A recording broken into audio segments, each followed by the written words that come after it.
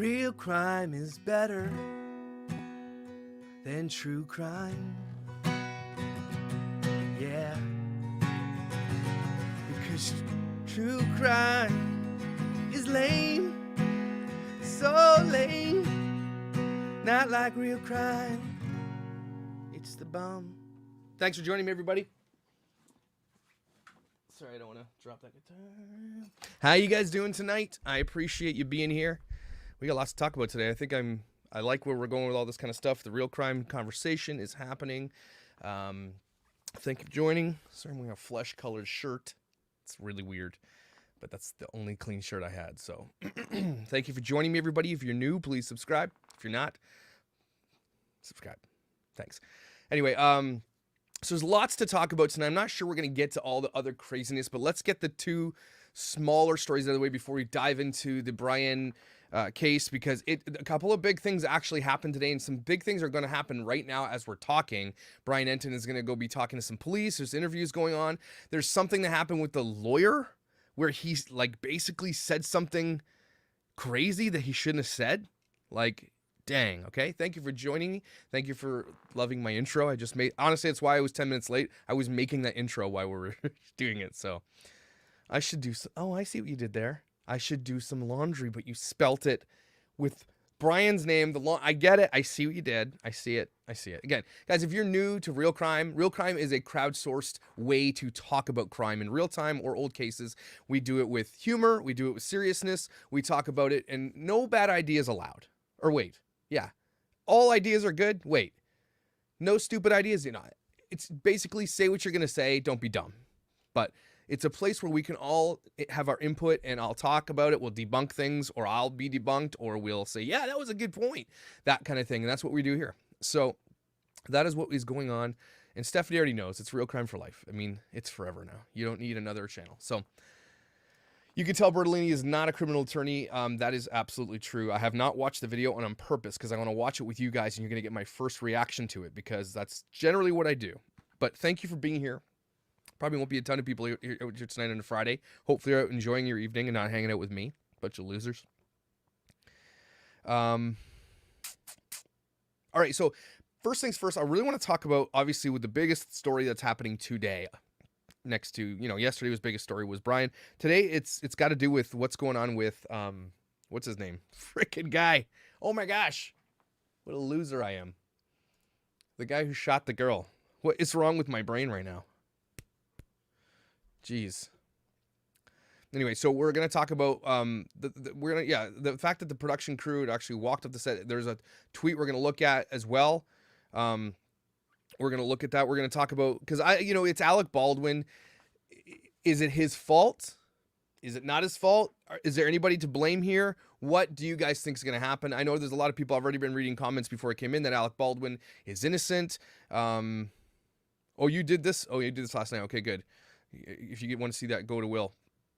So, thank you. I appreciate it. So anyway, here's my take on the whole Alec Baldwin thing. You guys can correct me if I'm wrong. I'm not an American. So gun culture here in Canada is actually almost non-existent. Okay. If you hunt, like we don't, not to say that you shouldn't, but Canadians don't like hold guns in high regard. I mean, it's just not, gun culture here is not like it is in the US, maybe in Alberta, because Alberta's like the Texas of Canada. A lot of hunters out there, but we just don't see guns. I'll just carry a gun anywhere. In order to get a gun here, you have to do like a 6-week course. You can't just go buy a gun. Like it's insane here. So gun culture is different. That being said, I sort of know a little bit about gun culture, a little bit.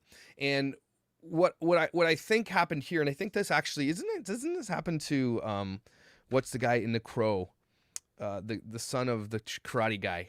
Didn't this happen to him as well? This does happen. But here it is. Here's the story. If you don't know, Alec Baldwin shot I think it was a videographer or a director of photography, and then another person was in the way too, and they got injured, and this person bled out and died.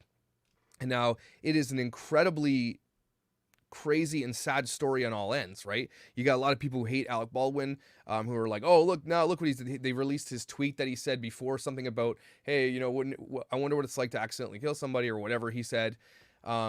Yeah, it's similar to Brandon Lee's tragic death, right? You guys remember Brandon Lee was the Crow. Crow was one of the most incredible movies when I was growing up. So that's what we're talking about. So I love it when you guys can correct me and bring people in. This is why we're doing crowdsourcing, because I don't know a ton about this yet. All I know is that Alec Baldwin was handed a gun, and all I know about gun safety is you never ever point a gun at anybody, loaded or unloaded or fake or not, BB gun, airsoft, paintball. Never, ever, ever point a gun at somebody. Can we all agree on that one together, everybody, right? Can we agree on that one?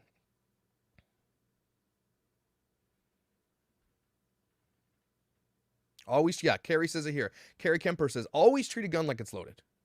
Never, ever point it at somebody. He was pulling it from a horse. From what I've heard, though, and again, this is like such a new story, is that someone handed him a gun and he was playing around with it and pointing it and shooting at people. It wasn't just, it doesn't matter if he was pulling it from a holster. He pulled the trigger and pointed it at somebody. Now, do I think that he's going to be held accountable legally? Nope. I think insurance will take care of all that. His $1 million lawyers will take care of all that. The gun should not have had a bullet in it. But yes, don't point at anyone either way. So the question becomes, everybody, is Alec Baldwin responsible for what happened? What do you guys think? This is our first kind of, I wonder if I can throw like a thing in here? Like, can I do that? Can I do I think there's something that I can do on YouTube is I can go to the stream and I can make a little thingy. Sounds bad. I can, I can put a thing in the thing or something. Let's see.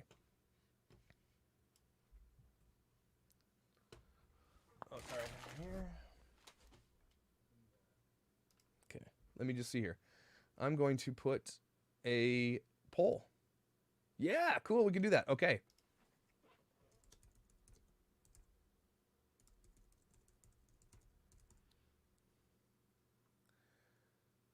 Okay, here we go. There's the poll, guys. There's poll option. Let's see what you guys think. Okay, so hey, there she is, Jenna. How you doing? Even a large prop can have something in it that shoots. Yeah, I've been researching a little bit about how this could have happened, how this could have went down. And oops, sorry, I get my microphone straight. Did that work? No, I don't want to add option. Okay, now how do I ask community? There we go. There's the poll. Did that work? There we go. There's your poll. Okay, so I'm sorry I missed some of your comments. They do have, I imagine they do have dummy guns. I mean, with CGI and everything else, I can't see the point of putting even fake bullets in a gun for that. I wonder if it's because they like the authentic feeling of it so that it actually draws, reaction from the actor so it looks more, real. Do you know what I mean?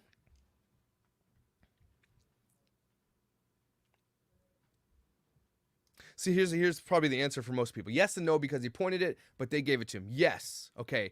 Here's the thing, as far as I'm aware for gun safety, and a lot of you guys might know more than I would, okay? I wish Coco was here. She carries a gun. Is the idea that if you are handed a gun, it doesn't matter if it's loaded or not loaded or not. That responsibility then transfers to you to be careful with that gun. You think these people on these actors don't take gun safety things for the sake of insurance for these film sets and everything else? They do. They know. They know how to fire guns, okay?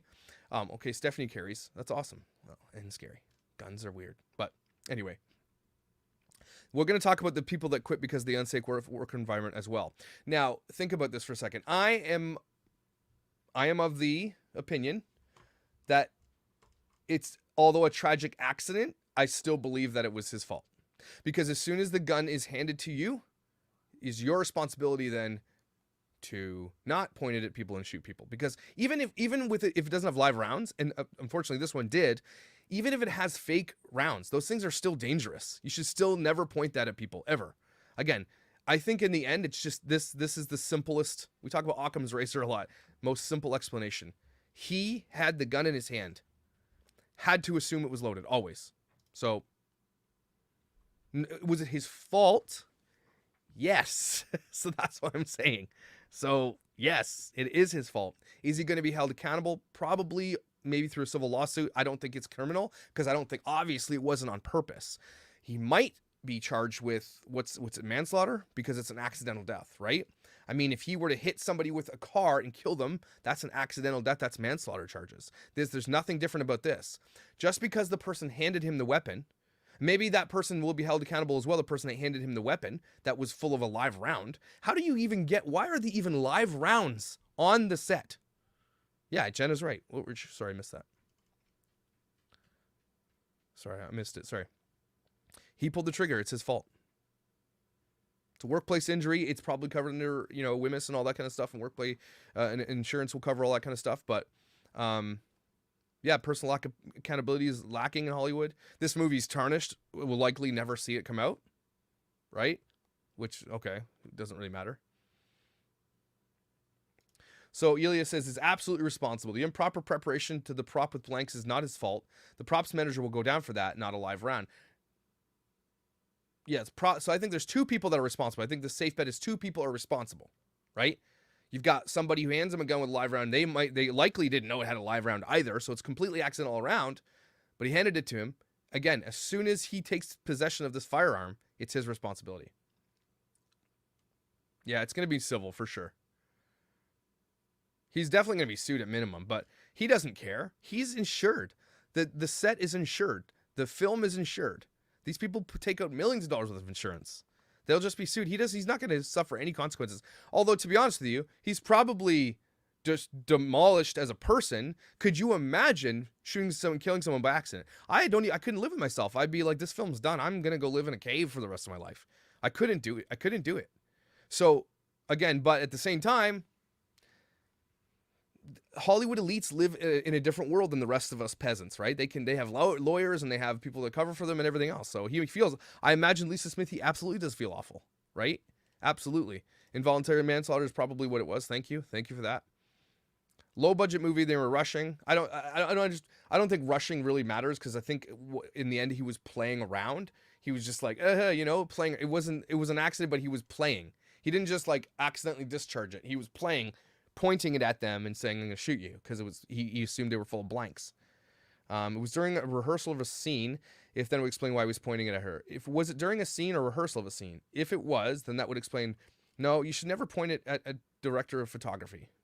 They're not even in the film. So, nope, I don't think that's, no. I don't think either way matters.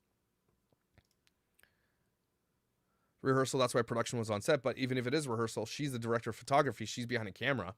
Does anybody know, is it been cleared up if she was behind a camera, if she was in front of him, was she just floating around? I don't know. It seems crazy that he would point it at anybody anyway. But if you think about this for a second, I don't think it's going to matter if it's rehearsal or not. I think he's going to be pointing it at somebody eventually and pulling that trigger. So we have to take that into consideration. He's going to be pulling that trigger pointed at somebody eventually, right? So... well, it's a movie you had to point it. I think, though, in movies, I don't know if they take precautions, but I don't think they actually point it at people. Because if you think about it, when you're doing perspective filming, when you're filming and your subject is in the screen, it doesn't necessarily mean the people are on the other side. They can just be doing their scene with nobody there.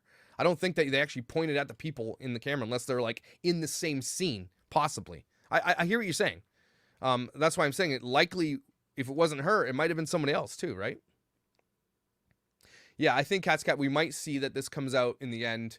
If he was pointing it at her because she was a stand-in for an actor, could have been an explanation, right? We don't know if he's pointing at the camera. We know that she was a camera person, right? Director of photography, someone who stands behind a camera. Yeah, I saw the statement. He said he's destroyed and all that kind of stuff.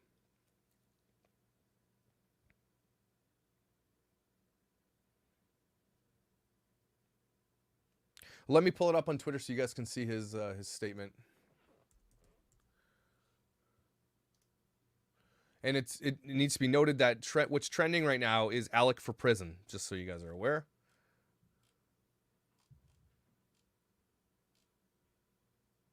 Did he delete the tweet? I don't see his tweet. Unless it was put out. Hold on.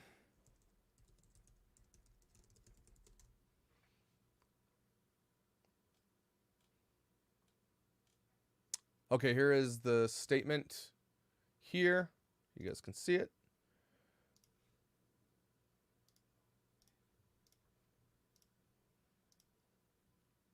So tweet one says, there are no words to convey my shock and sadness regarding the tragic accident that took the life of Helen Hutchins, a wife, mother, and deeply admired colleague of ours. I'm fully cooperating with the police investigation to address how this tragedy occurred, and I am in touch with her husband, offering my support to him and his family. My heart is broken for her husband and their son and all who knew and loved Helena. Just heart. It's crazy. So...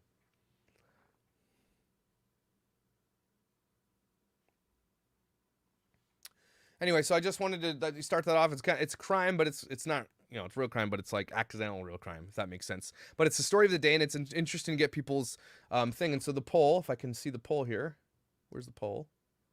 Oh, look at that. So I'll end the poll right now, and the poll ends at, where did it go? Dang it.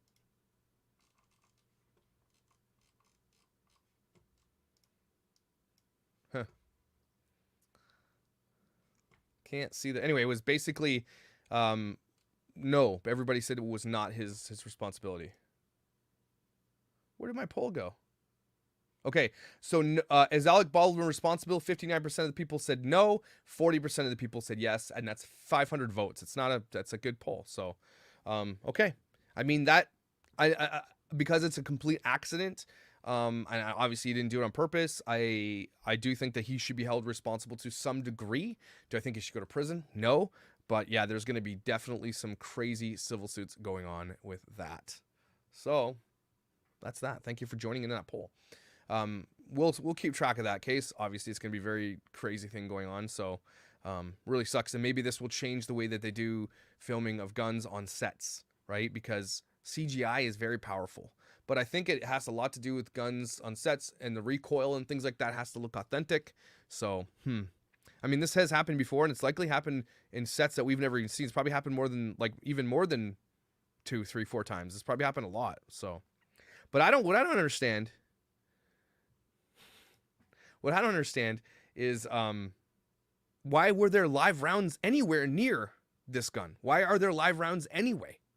What are they doing with live rounds on set? That's a good question. Blanks can kill. I did research that today. Blanks can kill, but I don't think from that far of a distance. From up close, I've heard they can. I'm not rebranding. I'm just going to do it all on here, and then I'm going to probably port it over to a real crime channel eventually. Yeah. I will do more polls during live chats. I think I just realized I had that. So I think that's pretty cool. Responsible, yes. Fault, no. Yeah, I see that.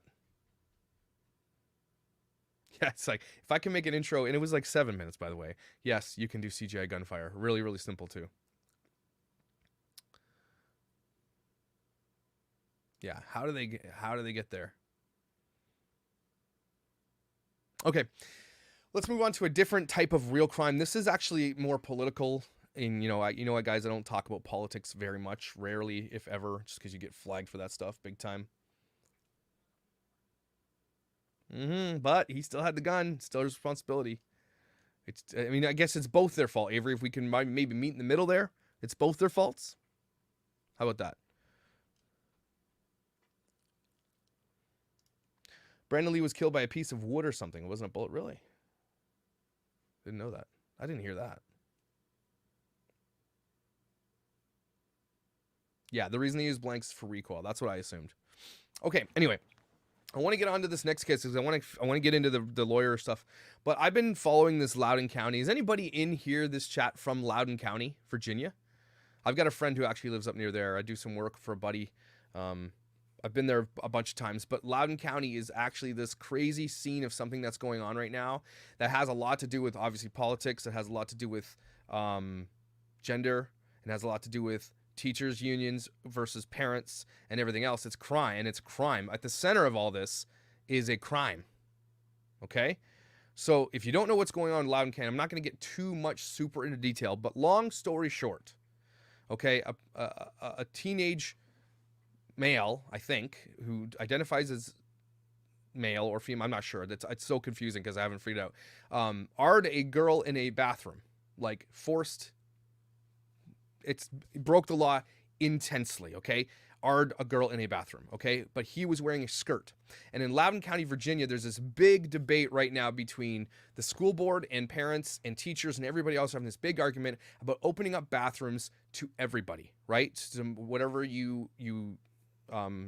whatever gender or whatever, you feel comfortable saying you are allowed to use the bathroom of your choice, okay? And so a lot of parents often will come out and say, well, that's dangerous. We don't like that there are biological men going into biological females' washrooms and blah, blah, blah. And you can argue all day, and that's not what we're arguing today. But in this case, that's exactly what happened. A biological male wearing a skirt went into a woman's bathroom and ard a girl, okay? I have to say ard and all these things because I'll get flagged on YouTube.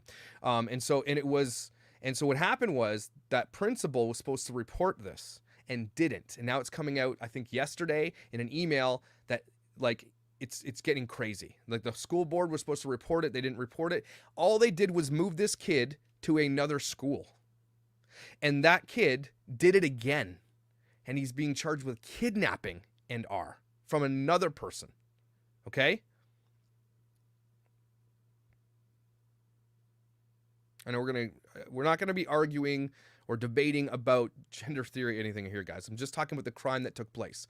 And what pisses me off as a parent is that this guy went to a Loudon County meeting and was arrested because he went there to tell what happened. And they had him arrested, and he stayed silent until this case broke, okay? So what's happening right now is that they used that moment where that guy was being violent and angry at the school board meeting to basically paint a lot of parents as domestic terrorists. I'm not even joking when I say that word, guys. I'm not even joking. They're saying that parents who come and, are going to be violent, are going to be, are going to use their right to get in there, they can literally be put on a list for domestic terrorism. It's insane. So what's happening is a crime has taken place. But what happened after the crime took place is the craziest part of this whole story, because in Loudon County, Virginia, Loudon County is part of Virginia, and Virginia is under this massive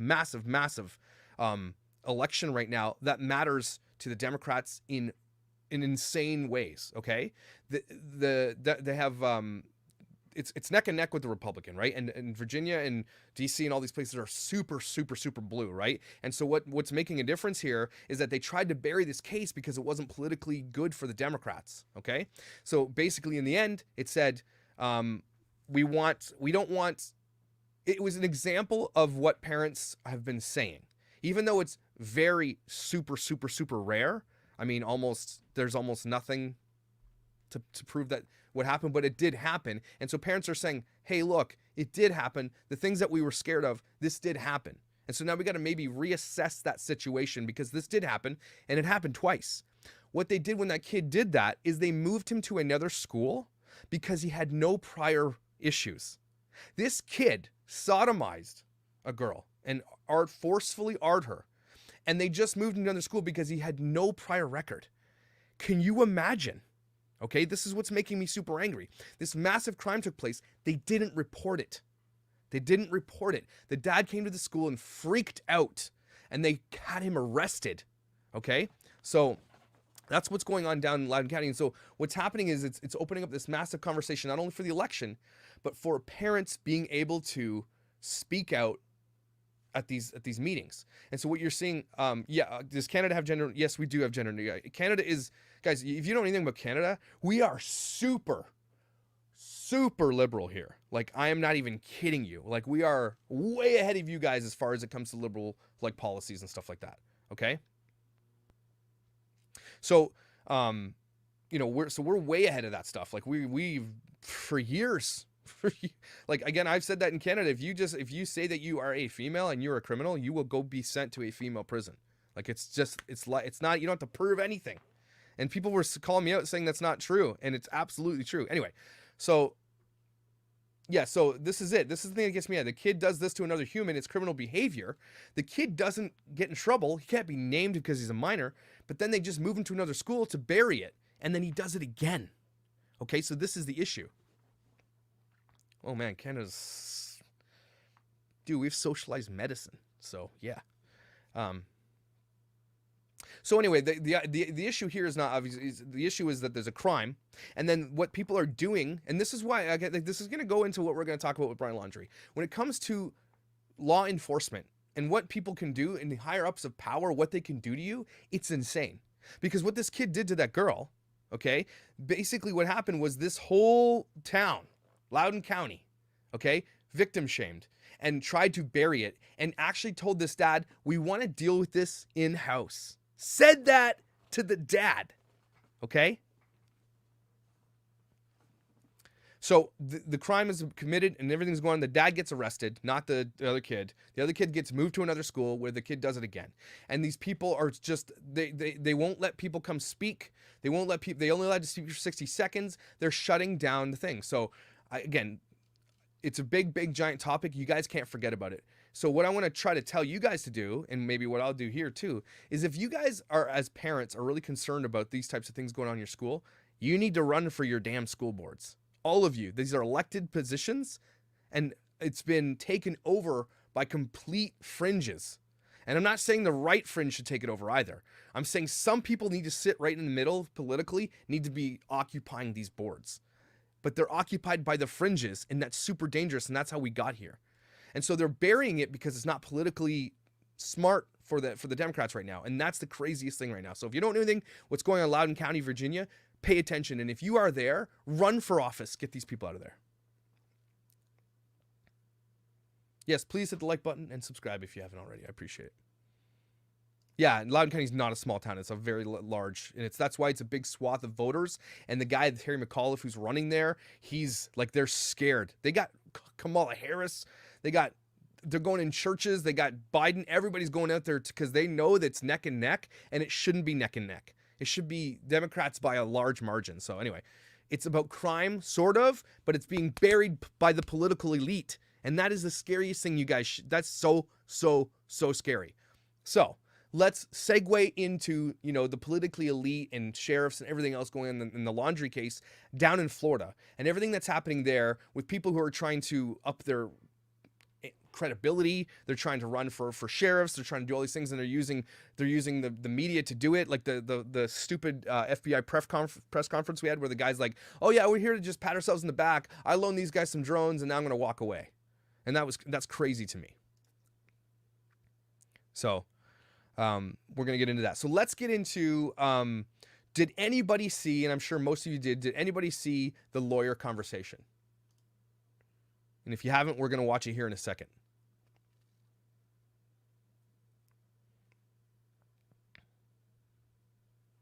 It's not a private school. It's a public school, Cody. So yeah, let's finish that conversation. You guys have questions. I didn't answer any of your questions. I will answer your questions. So, I mean, it should be Democrats by a large margin, meaning that county is very blue, meaning that it should not be neck and neck as far as the polls and everything were. It's supposed to be, right? You know that, AOC is going to win hers by a large margin, that Ted Cruz is going to win his by a large margin. That was what was supposed to happen here, and it's not because of this. And they're trying to bury it politically.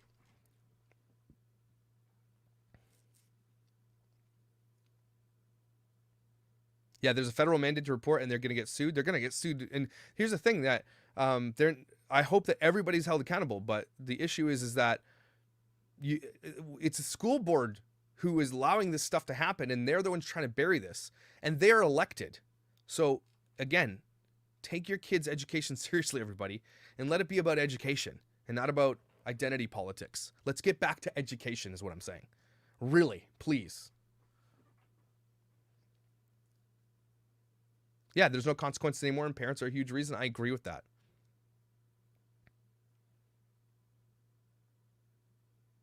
Right, Christy, what you said, mom of daughter here, what he did was not because of the bathroom gender issue. It could have happened in any restroom. I know, but they're going to use that because the boy went into the women's washroom with a skirt on, assuming, I'm a girl, I can go to this washroom, and did what he did. So, yeah, I agree. But he should not have been moved. He should have been put in jail. I know people are getting taken off YouTube talking about that. I try to be respectful. I'm trying to be balanced with it. So if they take me off because of that, then I don't know what to do. I mean, it's a very important topic because I have kids in school, okay? And this is really important.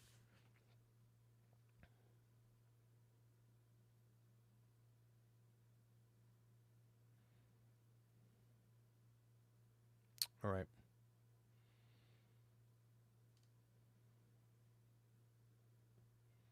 Yeah, education is being sidelined, Will. It absolutely, and it's here more than you probably. It is being sidelined here. It's being sidelined for identity politics, and it needs to stop. I really just want my kids to get a really great education. I want them to learn math, and like it's all falling to the wayside. These kids are like not being. You can't fail kids anymore. You can't punish kids for being late on assignments anymore. Even here, like they can't fail you. You are guaranteed to pass. Some kids are going through school and they don't even know how to read. So homeschool is becoming way more enticing to a lot of people. So anyway, let's get to lawyer video time. You're right. Let's move on because it's political and I don't want to stick onto the politics of everything. So here's the full interview right here of the lawyer. Let's watch this together for those who haven't seen it. I'm going to put my headphones in a second. Let's watch it together. All right. Let me get my headphones.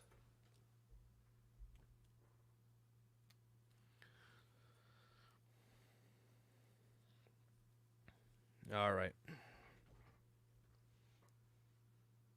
Thanks for joining Top Story tonight. So our viewers understand the main reason you are representing the Laundrie family is because you have a long personal relationship with them. I understand you received that grim news that we've just... Can you guys hear it okay? Thumbs up, you can hear it? Oh, good. Oh, sorry, Siri.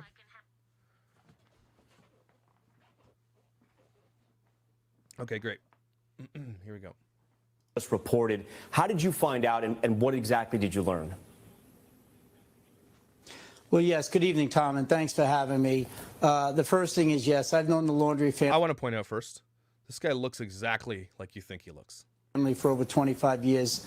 Been friends with Chris Laundrie for a long time. I've seen both of his children grow up, Cassie and Brian. And I did learn of the unfortunate news that Brian's remains were confirmed today through Chris Laundrie. You know, Chris had called me, let me know that police had come to his house this evening to inform them that the remains were positively identified. How were Brian's parents tonight? Well, Tom, I don't know you if you're a parent or not, but I'm sure every parent out there knows that getting the news that your child is no longer, you know, with you is sad under any circumstances. The fact that the Laundries have been subjected to these people. Let me stop you right there, Bertolino. Subjected? That's self-subjected as far as I'm concerned. So I just wanted to point that out in front of their house for the last 4 weeks, and they continue out there today. It's just making it all the more difficult. Any idea or theory how Brian may have ended his life? You know, I don't want to speculate. I try not to do that. Oh, okay. You don't want to. Okay. This guy's serious right now? Would hope people would stop doing that as well, especially with respect to this case and with respect to you know, the cause or how Brian is, you know, came to be dead. I don't know. And, you know, we'll wait for, if possible, some type of cause of death from the experts. Steve, I want to go back to yesterday and that big discovery. I know this is not the first time Brian's parents have aided in the search, but the Laundries did decide to go and help investigators yesterday, both parents. Explain to our viewers what exactly prompted that yesterday. Well, I think the prompt was that the park or the Myakkahatchee Environmental Creek Park was finally open to the public. My understanding, it was either open to the public on Tuesday or Wednesday, and Chris and Roberta decided that since it was open and, you know, available to them, they wanted to go and look for Brian by themselves. After speaking with me, I told them that I wanted to notify law enforcement so that we would have no issue. And, you know, I did text my contact at the Northport Police Department. The response I got was thank you for the heads up. And the law enforcement did show up at 7 a.m. at the park entrance to meet Chris and Roberta. What do you say to all those people out there who say this is really a strange coincidence? Both parents go out, mother and father, Good question. and then suddenly these big clues turn up, including what we now know are the remains of Brian Laundrie. You know, as I said to you a moment ago, you know, I've known Brian since he was a small child, so this is hitting me today too. I'm a little bit angry that people are even speculating this way, and primarily because, you know, it's not just the Laundries, it's local PD, it's the FBI. It was an independent news person who happened to be there filming, and that's all fortunate that police were there. And this guy's been thinking about saying this forever. He's trying to come up with a way. You have a hard time hearing me? Sorry. He's trying to come up with a way to say, how can I connect the fact that everybody's going to say what I think they're going to say, which is, what a coincidence that he went right into the bush and found the bag. He's just like, well, it's a good thing the news was there. Yeah, but we didn't see him go into we only see him go into the dense part of the woods, and then what? Then what? The film crew was there. The FBI put out a statement. I forget the gentleman's name. He said, listen, we searched this area several weeks ago. It was underwater. There have been numerous people who have said this area was waist deep in water. I think every searcher who was out there will attest to that. So people with firsthand knowledge of the conditions of that park have said that this was under 2 to 3 feet of water, and yet still John Q. Public can't get it in their head that these areas were inaccessible, and the items that were located today, or I should say yesterday, perhaps couldn't be seen. So this is he's deflecting. He's absolutely deflecting here. So he's basically saying they told them where, and then they went back to where they thought he was initially, and then oh look, they found it. He's deflecting. He's absolutely deflecting here. We're not just saying it. I'm not just saying it. The FBI is saying it. Everyone is saying it. And yet these platforms are still running amok with these ludicrous and I have to say, you know, nonsensical theories of the parents planting things there. Why does he think that people are out to lunch who think that the parents would do something like this? The parents have said nothing to even the parents of the daughter who was murdered. So yeah, I pretty much think that they'll do anything, stoop to any level, do anything, go to any depths to do that. So yeah, that's not so far outside of reality as far as I'm concerned.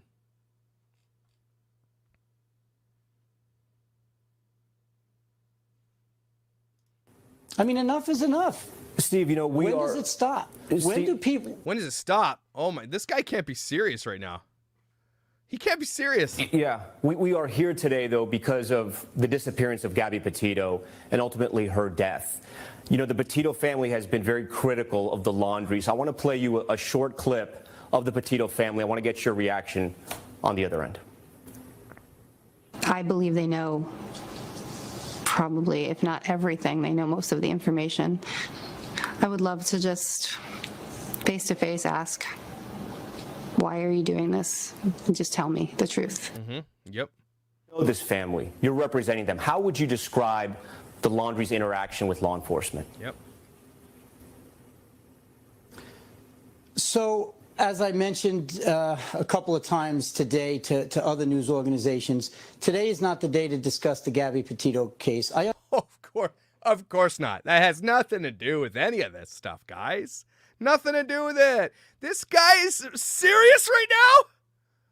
I understand that was the impetus, that is the reason why all this is happening. But that doesn't explain why people come up with these nonsensical theories as to yesterday's events and some other events. It doesn't explain, Tom, why major news organizations just yesterday on Fox News, an anchor this guy hates Fox News. Was accusing me of communicating with Brian with a burner phone until his solar power ran out and I could no longer communicate.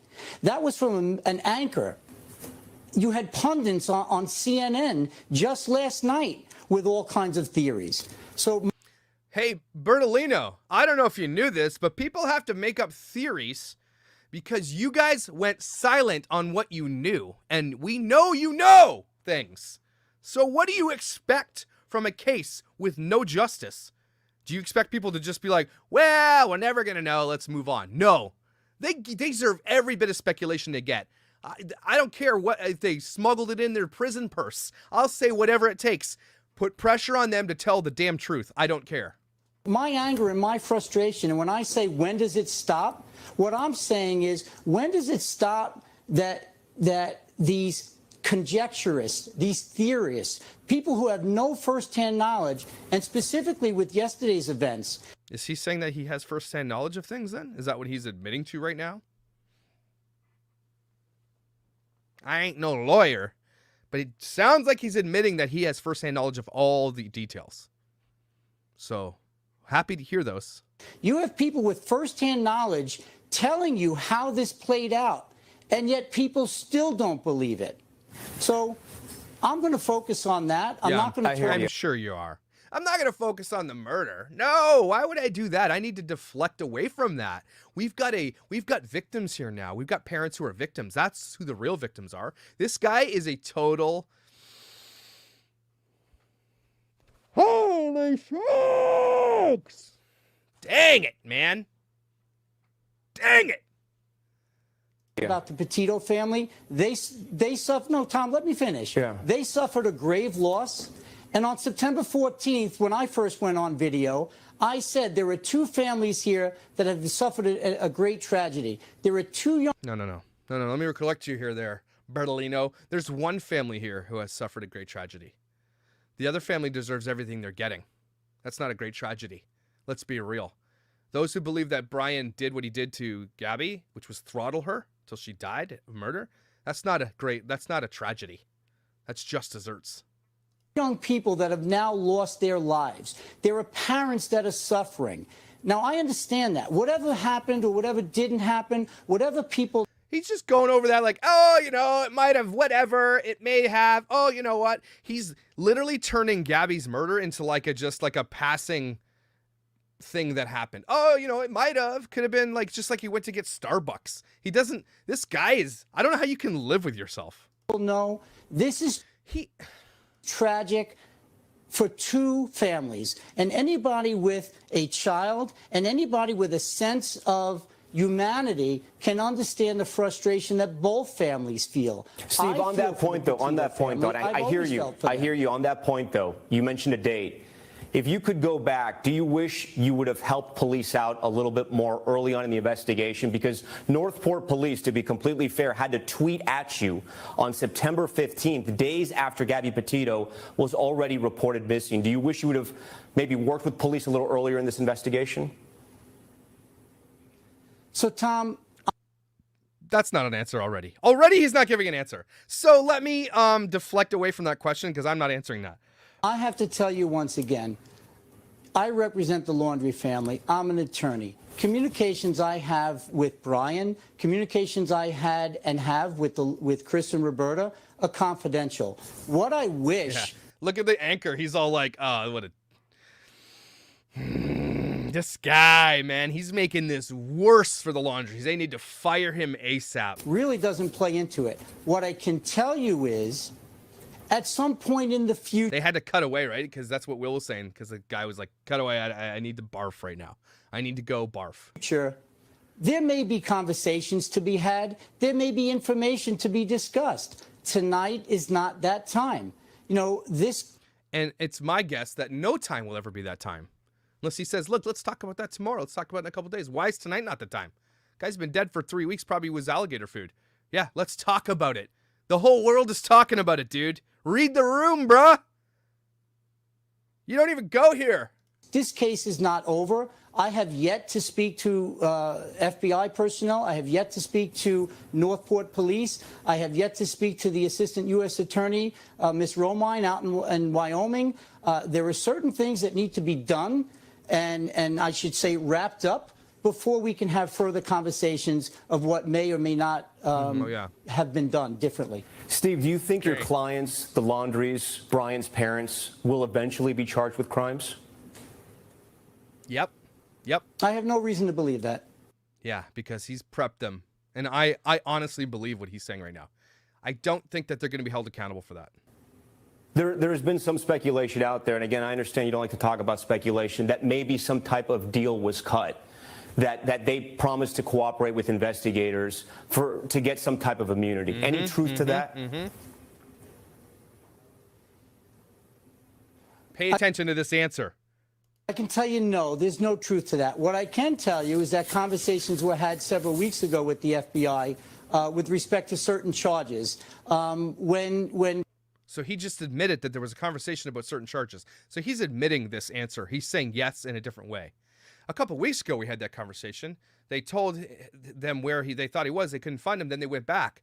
They made a deal, everybody. They absolutely made a deal. And I don't know if those deals ever become public, but I want to know. I don't think the FBI should have made a deal with them because they should be held accountable. And the fact that they're like, well, let's help us find him.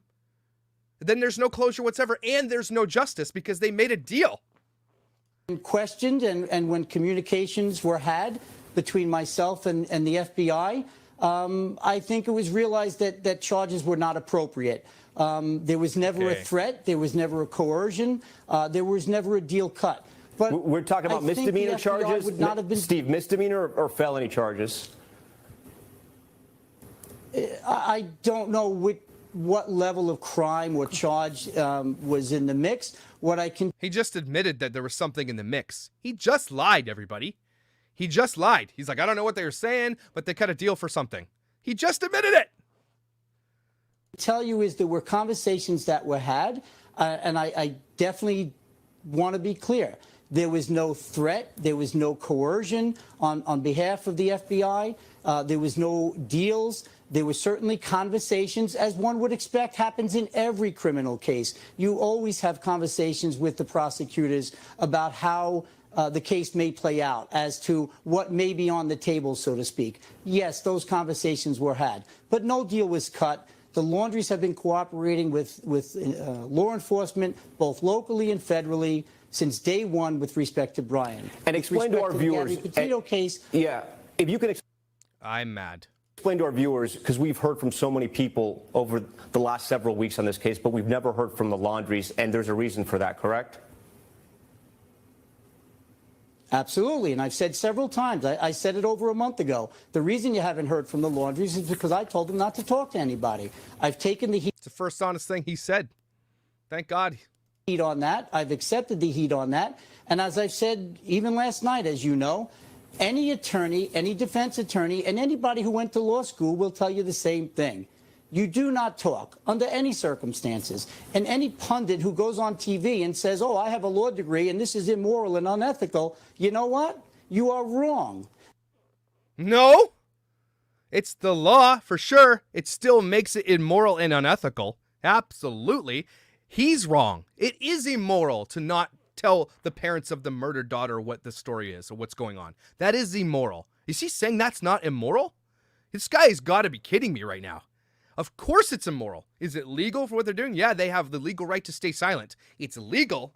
It is not morally sound. This guy is a big, giant ass liar. That's disgusting. It is not moral. This is the job and the role of a defense attorney. You tell your client, do not talk to law enforcement. Period. End of story.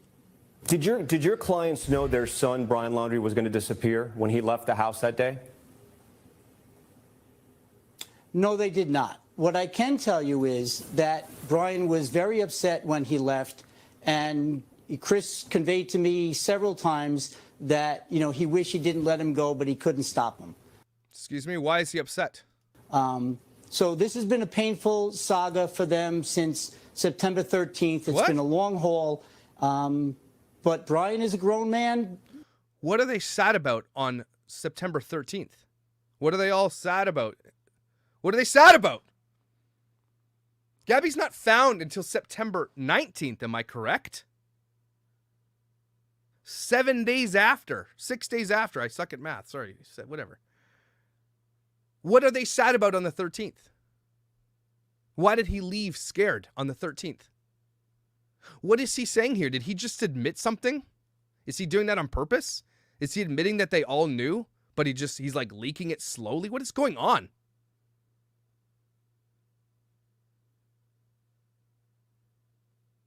He just admitted, guys, that Brian was sad. The family is sad. He leaves. They don't find her body for 6 days after he allegedly leaves. So what are they sad about?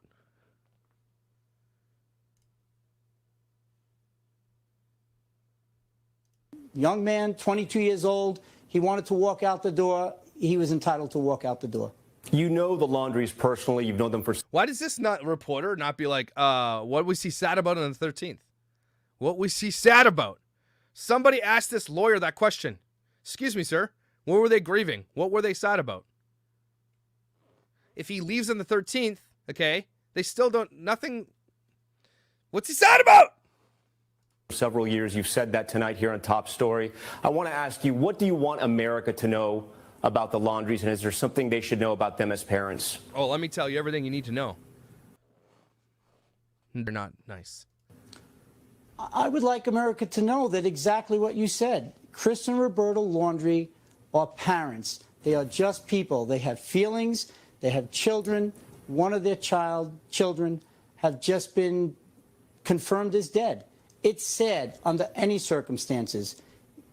Gabby Petito notwithstanding, for any family, for any parent out there, this is a loss of a loved. Again, he's just focusing all that focused attention on, look, we're really sad that Brian's dead.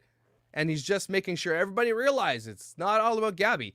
It is all about Gabby. All of this. Justice for Gabby. That's what this is all about. Brian deserved what he got. Suck an egg, Berlino. Loved one, they're grieving. I would just respectfully ask people outside their home, go home, give it a break, No. get a good night's sleep, leave the Laundries alone, Nope. even for one night. Nope. Please and thank you. Don't do it. Do you see any scenario where the Laundries eventually reach out to the Petitos, to Gabby's family? No. As I said to you a moment ago, Tom, there are certain things that need to be, I'll use the term wrapped up. There are conversations that need to be had. When those conversations are had, perhaps at some point. Yeah, let's wrap this up. Just wrap this murder. Yeah. Oh, we're just going to wrap up this murder. The son, murdered a girl. Just wrap it up. Night little bow. Bye, everybody. Point in the future, there will be, communication between the two families. I've communicated with Mr. Stafford in the past, the Petito family attorney. I'm sure he and I will be having conversations coming forward. And, what comes of those conversations will remain to be seen. Yeah, yeah. Steve, we thank you for your time. I thank you for answering all of our questions tonight here on... Yeah, piss off, Steve. Nobody likes you. Sir, this is a Wendy's. You didn't say anything. You just made it worse. Except he gave it away that, if anything, that Brian's parents knew what happened early. If we find out, and we like what we already know, if it ever becomes confirmed that they knew what happened early on, as far back as August 28th or 29th, allegedly, or September 1st, or the camping thing, or September 13th, whatever, if we knew that they knew during the time of that search before the 19th, there is no forgiveness. I'm sorry, there's no coming back from that. Socially, they likely won't suffer any legal consequences, but we don't know what Brian told his parents, but he just admitted right there that he went out grieving.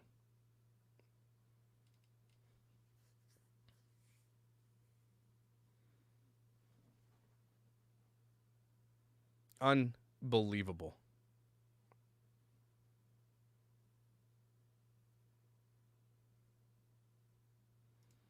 Is there another News Nation interview? Let me look.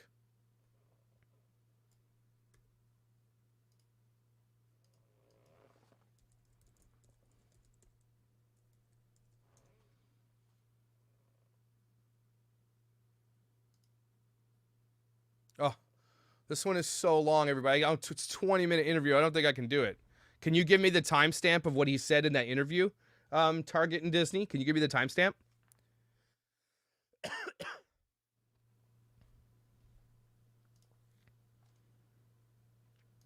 He said upset in this interview, he said. So I've turned my fan on. I'm getting hot. This sweater's hot.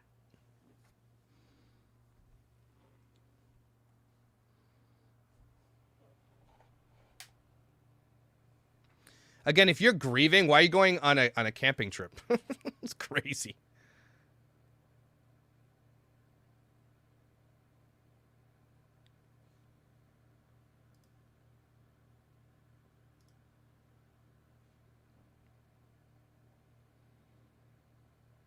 What? Jeez. Should we, guys, you know, throw your hands up. I will put on the 20-minute interview. Do you want to watch the other interview? I'll do it if you guys want to. If you guys want to, I'm down. I'll watch it. Holy smokes, that was loud. You guys want to watch it?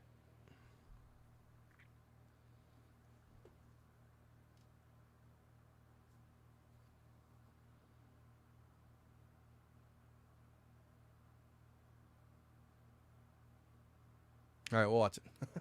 We'll watch. Like, if it gets boring, we'll fast forward, okay? How about that?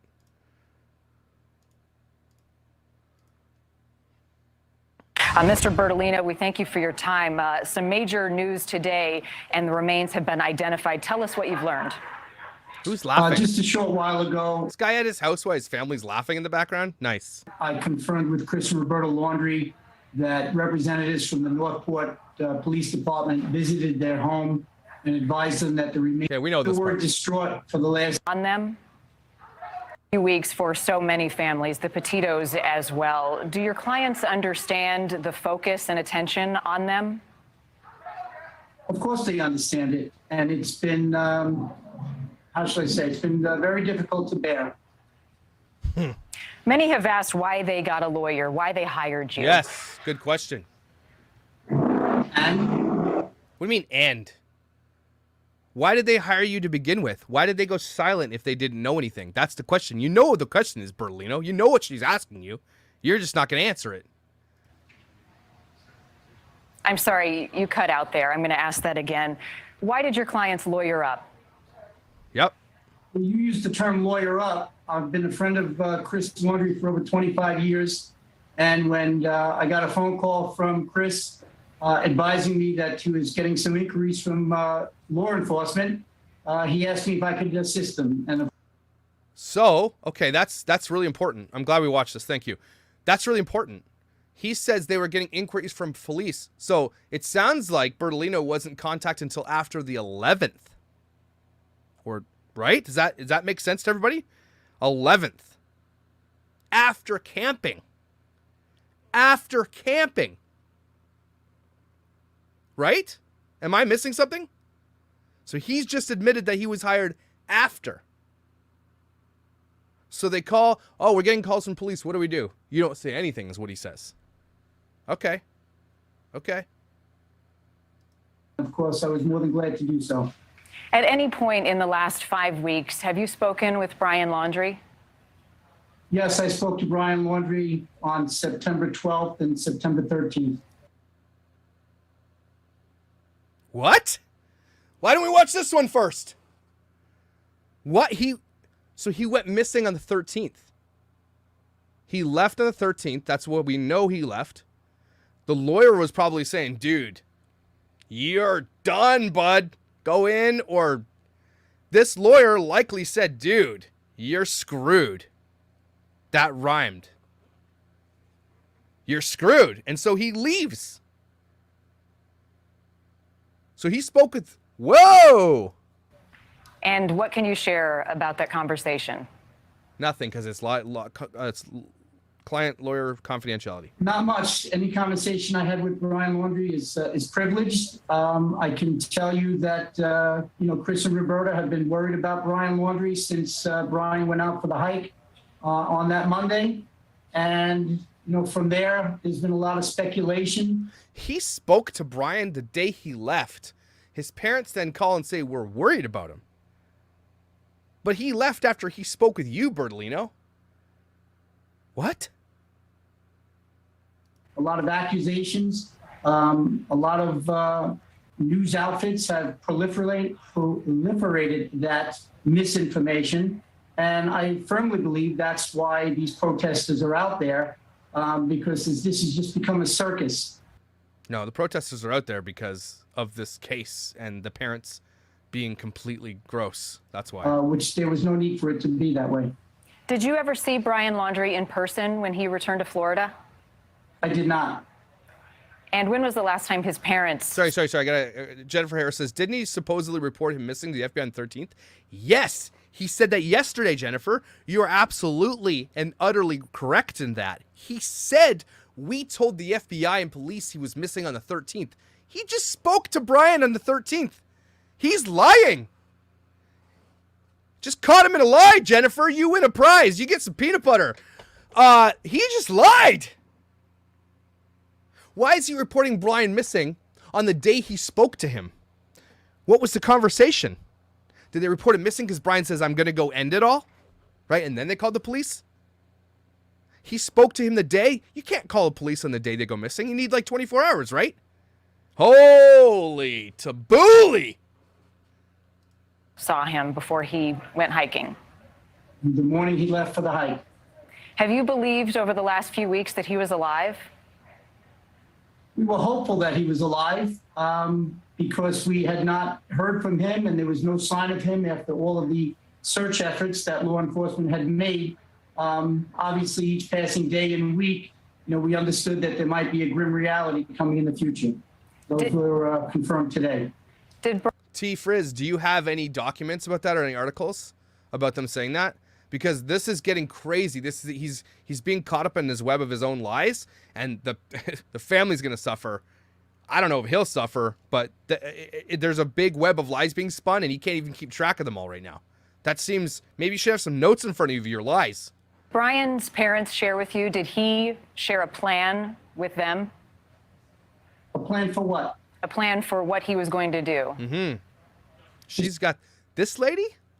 I have a crush on this lady. She got the right questions. His plan was to go out for a hike and absorb the fresh air, is what I understand. Oh, is that? Was yeah. Brian in... So if he went out to absorb the fresh air, and that's all, and he's admitting that right now, why did you then call the police that night and say he was missing?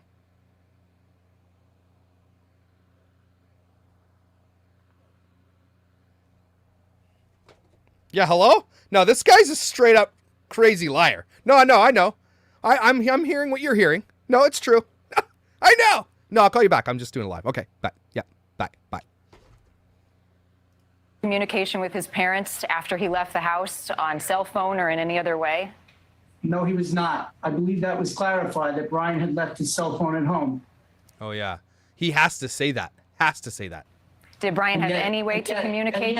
And yet, excuse me, Monty, and yet the news outlets, indeed Fox News, Keeps throwing Fox News under the bus. just yesterday had an anchor and pundits on their air setting forth how the Laundrie parents and myself were communicating with burner phones with Brian over the last several weeks.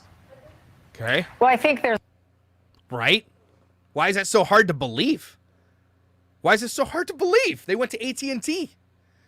And even if it was the case, so why is that so hard? Why are you so upset that we think that he was communicating with his parents? Okay. Why is he so upset about that? There's a lot of questions. questions. There's a lot of questions that everyone has. So my question to you is, You be nice to this lady. She's a gem, you jerk. have you communicated with Brian at any point after you spoke with him on the phone on the 12th and 13th? No, I haven't. This guy's straight up being a wiener right now, and I'm not liking it. Did you know where he was? I knew that he went to the reserve. Yep.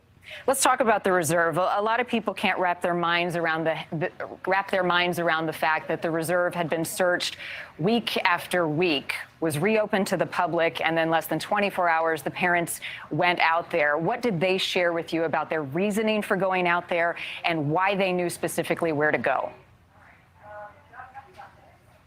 Marnie, as I've stated several times yesterday and now throughout today, it's not about knowing specifically where to go. The park was just recently opened, I believe. This guy's a straight liar. He's lying right now. It's like the guy beelined right to the bag. They need to direct the questions more like, we saw him walk into the bushes and come out with a bag. The odds of that are astronomical. Can you please explain that? It was Tuesday or Wednesday that the park was open. Chris and Roberta wanted to go in the park again to search for their son. Mm-hmm. Specifically where to go was start at the beginning. And as has been, how shall I say, confirmed, both with a news reporter and with the police department and the FBI being present, they started at the beginning of the preserve. It just so happened that that's where Brian was. So, what's this lady's name? She's not believing anything. This guy, her bullshit meter's like, this lady's got the best bullshit meter ever. I can tell already. my thought would be anybody who's questioning that, it's not too bright. Oh, is that so? Anybody is questioning. So basically, he's insulting people who are saying this coincidence is ridiculous. And he's just trying to, again, this is deflection. He's deflecting onto people like, I can't believe you would say. It's like those people who are the clutching their pearls like, ha, how dare thee say that thing? And this is like grade school shit. Treat people like adults, bro. Everybody in the room's adult except for this guy. Well, clarify that, because I think no one has the answers here. Certainly the public doesn't. You have more answers than most. We assume that the parents knew more than we do. So clarify what the public doesn't understand about what's going on. Please. What the public doesn't understand, I don't understand. You have a trailhead. The trailhead marks the beginning of a trail. You don't jump from the sky and land in the middle of the preserve. You start at the trailhead. That's where the parents started. The parents walked into the park from the entrance to the park or the trailhead. Okay. They went about a mile or so. A mile. And that's where they found the items and the remains. Does this guy honestly think that he's making it better by saying what he just said? So they started at the trailhead. Okay. Okay. And then veered off after about a mile into the densest brush you've ever seen in your life. Mosquitoes the size of your ass are in there. And just that's, oh, let me go into this dense part of the brush. Oh, look what I found. Is he serious? What is so difficult to understand about that? Let me point it out for you, since you seem to be obtuse. Because you just pointed out that it's a mile down a path so far from the trailhead. Police are in eye shot for a few minutes, and then you go out of eye shot. And then he walks into, I can't say this enough. I can't highlight this enough, okay? He walks into literally a wall of forest. Did he sniff it out? How did he know the bag was in there? It's not like the bag was on the trail. I could understand if the bag was right there in the trail. But he literally had to have known. There's no other way, okay? No other way. And he's trying to project onto people that we're crazy for thinking that. Am I crazy for thinking he think we're crazy? He's crazy. Like Coke, like I was going to say coconut, pineapple crazy. Well, I think it's hard to grapple with the fact that the reserve had been searched so extensively by FBI professionals over the last 4 or 5 weeks, and they hadn't come across anything. And then all of a sudden, we have several items and human remains. I think that's what people aren't fully understanding, the timing of that. So once again, I don't understand what the public doesn't understand. This guy he can't be serious. Like, I know I'm laughing. I'm not trying to make light of this. This guy's an idiot. I don't consider myself adept at law at all, but I'm like, I would have answered these questions way differently than this guy did. Everyone from the FBI to local enforcement to news reporters to the Laundrie family has confirmed that area of the park was underwater. I am told that it was waist deep at some times. So from 4 to 5 weeks ago being completely underwater, when the search teams went through there, what did they expect to find? Now that the water has receded, the woods off the trail are more accessible. Okay. It's not very difficult. Again, that's not what we're talking about, bro. Bruh. Try to keep up here. Try to keep up. Are you ready? Let me explain it a little better for you. We don't care that the water's receded. And even if they did search that area, and it sounds like they did, they would not have gone into that densest part of that brush where the dad walked in. Okay? They search like it's supposed to be trawling. They got the machines out there, but they're not going to even put a boat into where he walked in. So it's really, really weird. that he doesn't get what people are trying to put together? Because it's very simple and the public doesn't understand simplicity or the truth. You want to make something of it. And when I say you, I don't mean you particular, I mean the public. So walk us through the phone call that you got from the Laundries. Was this Tuesday night? They said, we want to go back out to the reserve. What was that conversation like, and what did they tell you? Mm-hmm. So to be clear, I talked with the Laundries at least twice a day for the last month. And when I spoke with them on Tuesday evening, Chris informed me that he wanted to go to the reserve on Wednesday with Roberta. They wanted to know if I thought that was a good idea. We talked about it. I said, it absolutely is a good idea, and it's fine, you should go. But are you concerned about being followed by the press? They indicated to me that they were concerned about the press, but they were willing to deal with it as they've been dealing with it. I said, I think it's a good idea to notify law enforcement, and I did so through a text message to my contact at the Northport Police Department. The responsive text message was a very short, thank you for the heads up. So, again, and he's probably telling the truth there. So, he's throwing the police under the bus as well. Okay. And did they deserve to be thrown under the bus? Looks like they messed up again. Am I right about that? Thumbs up if I'm right about that. The police messed that up again.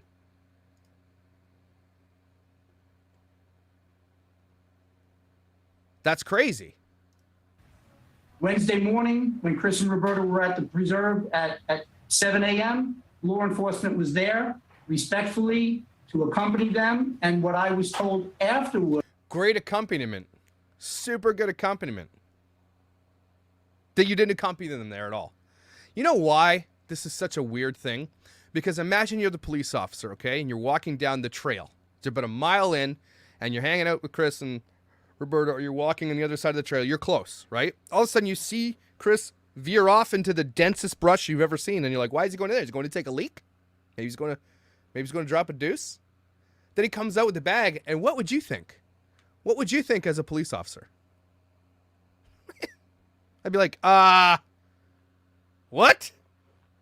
That their main purpose or concern was that the press didn't harass the Laundries through the preserve. Mm-hmm. Did they ask you to contact the police? No, they did not. Obviously, it was something that I suggested, and it's a good thing that we did.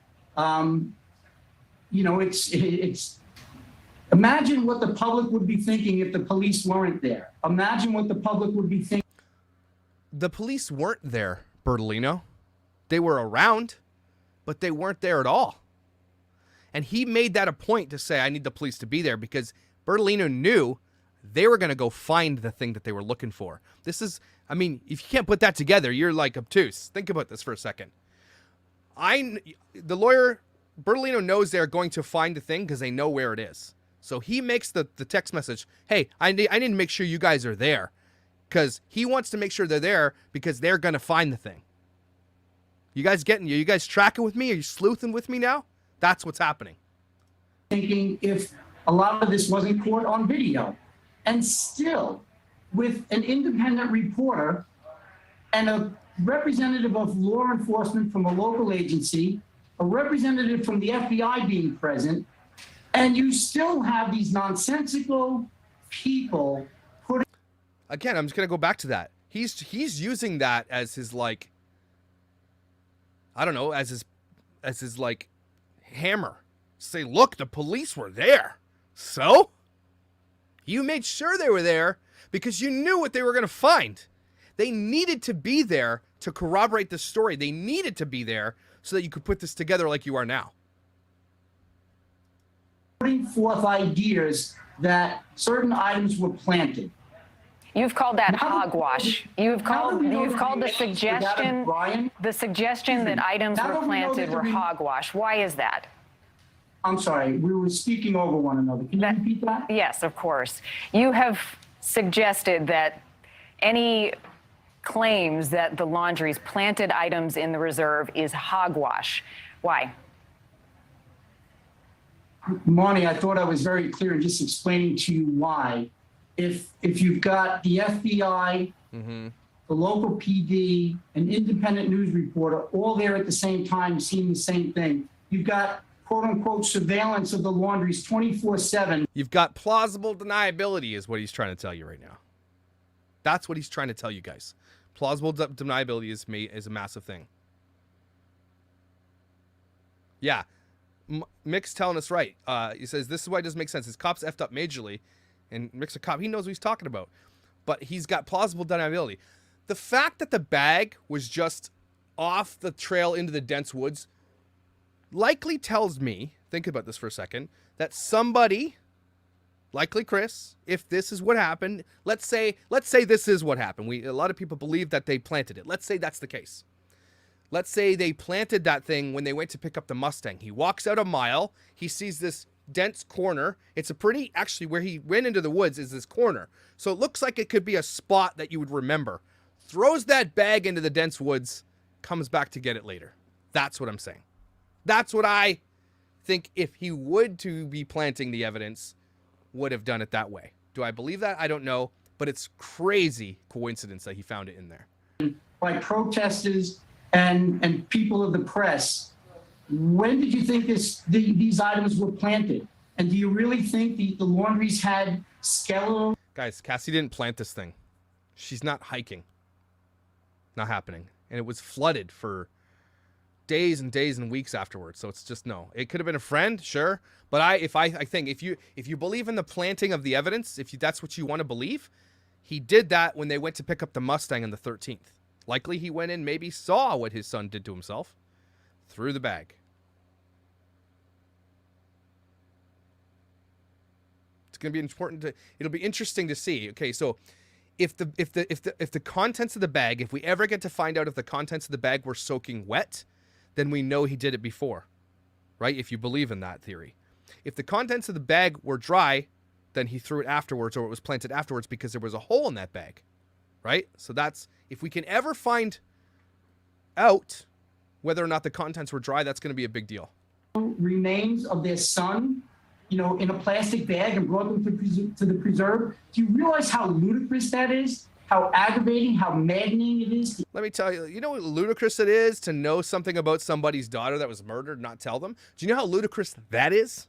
So yeah, don't put it past anybody. If you're not willing to speak to the daughter's parents of a daughter who lived with you, okay, that was engaged to your son. If you're not, yeah, you know how ludicrous that is? Yeah, thanks. Thanks for coming out though, bro. To even hear those things, and the fact that it's being put out there by the press as well. Landers Love, if he planted it, there will be fingerprints. Well, yeah, there'd be his fingerprints because he picked it up. He's the one that picked it up. And it's important that he's the one that picked it up because if they do dust for fingerprints, his fingerprints are on it because he picked it up. But remember, they went over to the cop and they were like searching through it like Halloween candy? So I don't know. That's where my level of frustration and anger is coming from. Maybe somebody with a platform should step up and say, hey, knock it off.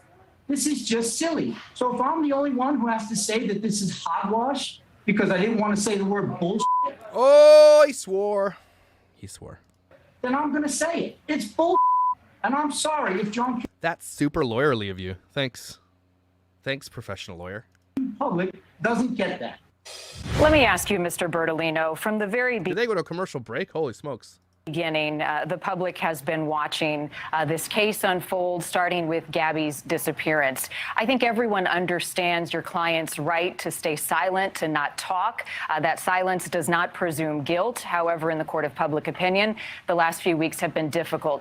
Legally, I understand that argument, but ethically, did they ever consider reaching out to the Petitos, reaching out to law enforcement in help finding? On the other hand, Isha, sorry for speaking wrong, he will get clients. He absolutely will.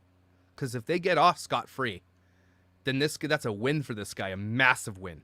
Which means that the dirtiest, disgusting people will seek him out. Gabby. Unfortunately, Marnie, I can't have that conversation with you at this time. Why is that? I just can't. It's not the appropriate time to have that conversation. But it's an ethical conversation, not just for the... He doesn't want to have an ethical conversation, Marnie. He doesn't want to because he loses. He loses. every time with an ethical or moral argument. The parents of Brian, but for you as an attorney, at any point when they were searching for Gabby, did you feel the need? Penn Smith writes, what if parents dropped stuff off for Brian to pick up? Bingo. Maybe they knew he was going to go stay there and hide there, and so they were dropping stuff off for him. Could have been that too. Because I always come back to why the bag? Why? Why plant the bag? What was the point of planting the bag?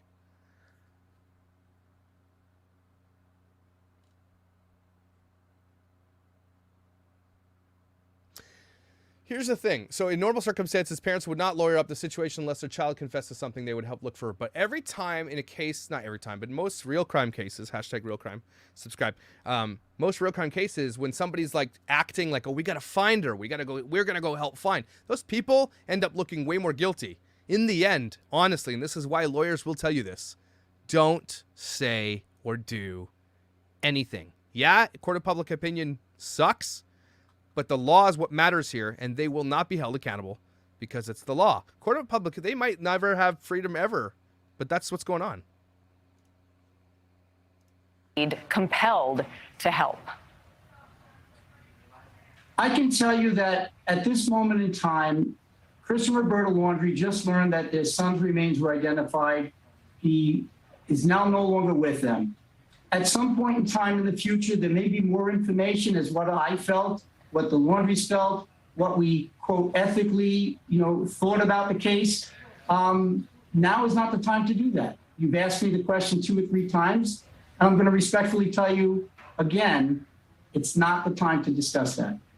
Have the Laundries reached out to the Petito family at all, and has the Petito family reached out? Well, he already answered this question, so I'm just going to keep going.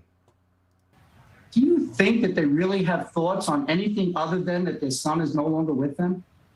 No, and I respect their privacy, and I can't begin to imagine the pain that they're going through. I just know that so many of us have questions about what has happened, not just to Gabby, but to Brian. The nation has been watching this search for him, what turned into a manhunt across the country. And so we are curious. We want answers. You're the closest to the family, and I want to know how they're doing. I want to know what their plans are. Mm-hmm. Marnie. She's a gem. I'm going to ask Marnie to the prom. Marnie, I don't have any information on the plans that the Laundries have. And I want to tell you, because I've got to stop myself, I'm taking some of my anger and frustration out on you. As you may know, I knew Brian Laundrie since he was an infant, since he was a small child. This is... Stop saying that. Who cares, dude? Nobody cares that you knew him. Just makes it worse, to be honest with you. I shed a tear or 2 today as well. I've shared that with the Laundries. The fact that the public is continuing this nonsensical, we're hiding him in the beginning, we've fed him food, we've communicated with him, and every platform, because you hear that if you have a platform, you should use it for the good. You respect that they have the right to remain silent. But there are people in your position, maybe not you, but in your position, that never once pushed back on these so-called experts and pundits who did nothing but say, this is immoral, this is unethical. That's because you guys aren't saying anything. So the rest of the world, it's going to be tried in the court of public. Is this guy new to the world or something? Hey, welcome to the world, bro. Court of public opinion matters. It's a huge deal. Lawyers will use it to their advantage, too. So are you new here? Bro, get with the program. Somewhere along the line, somebody with a platform, someone in your position should have said, hey, you know what? Back off. This is America. Okay. And in our system of justice, they have the right. No, because news... Well, maybe news, but most people have this innate ability to read the room, dude. And everybody wants justice for Gabby here. So what are you saying? Right to remain silent. So I'm kind of a little perturbed that now I have to go back and explain how we didn't plant remains. This guy can't honestly be mad that he has to explain things when they were staying silent throughout this whole thing. Personal items in a preserve, when the upper echelons of law enforcement is telling everyone this is legit by their actions, by their words, and yet we have to now go back and somehow educate John Q. public? And you guys perpetrate this. You put it forth and you Well, I'm continue going to stop do it. you right there. I have said a number of times that the Laundrie parents have every right to remain silent, whether the public agrees with that right or not. But our search Don't mess with Marty. I don't even know Marnie. Don't mess with Marnie. is for answers, and that is where it will continue to lie. Answers not only in what happened to your client, Brian Laundrie, and what happens with his parents moving forward, but also what happened to Gabby. And there are many who are concerned that we may never know what happened in this case, given what has transpired today. As I've said now for probably the fourth or fifth time, today is not the day to discuss that. You know what I want to ask you? I want to ask you, Mr. Bertolino, you mentioned that you have known Brian for years. That is one thing that we have not been able to get much on in the last month and a half. Who is Brian Laundrie? What kind of person Yeah, this lady. Good questions. was he? What do you know about him that you're willing to share? Marnie, I Now know it's him not the as same. the child of a friend of mine. I didn't go to school with him. I didn't hang out with him. He's 30 years my junior. Okay, so now all of a sudden, that doesn't matter that you knew him his whole life. He's like, I've known this kid his whole life. So can you tell us anything about him? Well, I didn't know him at all, actually. I just know that he was born one day and that their friends had a baby, and that's all. So he used that as his like big, oh, I've known them forever. Now all of a sudden she's asking him, well, what do you know about him? Oh, I don't know anything about him. This reporter has my heart. So to ask me what type of person he is, I'm sure he was a good kid, just like every parent says their kid is a good kid. When all is said and done, I'm pretty much, how shall I say, not going to discuss anything further other than what type of child Brian was, other He definitely burned ants with a magnifying glass. than to say, Brian is no longer with us. The family is mourning, and I would hope that we could, let them mourn, let them grieve, and maybe somebody besides. It's like a lawyer black hole. All lawyers who are watching this right now are cringing in their underpants, saying, what is this guy doing? I hope Brian's parents are watching this and they're like, what? Holy. Myself could come out and say, hey, protesters, go away tonight. Could you do that? No. I just have a couple more questions. Have you spoken with Cassie? Not today, but I have spoken with her and Jim recently, yes. Do you plan to continue to represent the family moving forward, and do you see a need for that? I will be representing the family as long as it's necessary. Anything else you'd like to share and clarify about what has happened? No, I just want to apologize to you as an individual for my anger and frustration, but I've been dealing with this all day, and So I don't take interviews, Dingleberry. put out some statements that this is nonsense, and to hear it come from a platform like yours, that the question is even posed. I get that the internet is a whole different world, that the Twitter world and the people who play in that world, I understand that they may have a need for this, but for more respectable organizations to do the same thing, I find troubling. Okay. What do you All right. find so troubling about the public's curiosity and search for answers? Curiosity and search for answers is one thing. Coming up with completely off the charts in the scheme of reality. Dude, we didn't think they went to Mars and planted evidence. This is not off the charts of reality whatsoever. This is very, very plausible. Like, almost more plausible than, oops, look at this dense bush. I'm going to go look in here. It's more plausible that he planted the evidence than the fact that he walked a mile and found it in dense brush. Serious. Get someone on here who knows math. The odds are astronomical that we'd find that. Propositions of literally planting evidence, planting articles, even planting the remains. It's just beyond, it's beyond compare. That's what I find troubling. Okay. So just one more thing about that, and I promise I will let it go. Did your clients go out to the reserve prior to yesterday morning on their own at any time? Yes, they did. Back in early September, I shouldn't say early September, mid-September, which would have been the 14th and the 15th. Were they there with Brian or with authorities? No, they were there on their own. That was the day after Brian had went for the hike and didn't come home. And what did they do there? Yes, thank you. They walked around the trails looking for Brian initially. And maybe planted a backpack? Maybe? He's just admitting they did the same thing. What? So he's telling us, exactly, Target and Disney, he admits the parents went alone to the Carlton, and he's saying it's beyond the realm of possibility that he could have left a bag then? Okay, bruh. My 15-year-old tells better lies than this guy, and it's lies like that. Is this when they picked up the car? On the second day, they picked up the car, correct. Did they find it? What? What? So they went to the Carlton Reserve, left the car, came back the next day, then took the car. They left the car because they assumed Brian was going to probably get in and come home, because maybe they couldn't find him in the first day of searching, right? All right, let's get some sleuthing going here. Hashtag real crime.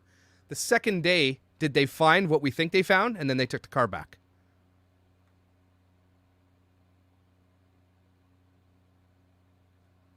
Anybody? Bueller? Bueller? Bueller? Okay, bruh. This guy just made it worse. Any items or anything that led them to believe that he was out there at that time? Beside the car? No. He didn't... Anything. He didn't say beside the car. She asked anything. All right, Mr. Bertolino, we appreciate your time. I know this is a difficult day. Hey, Marnie, you're my hero. I like Marnie. Marnie, if you're listening. Hey. What's up?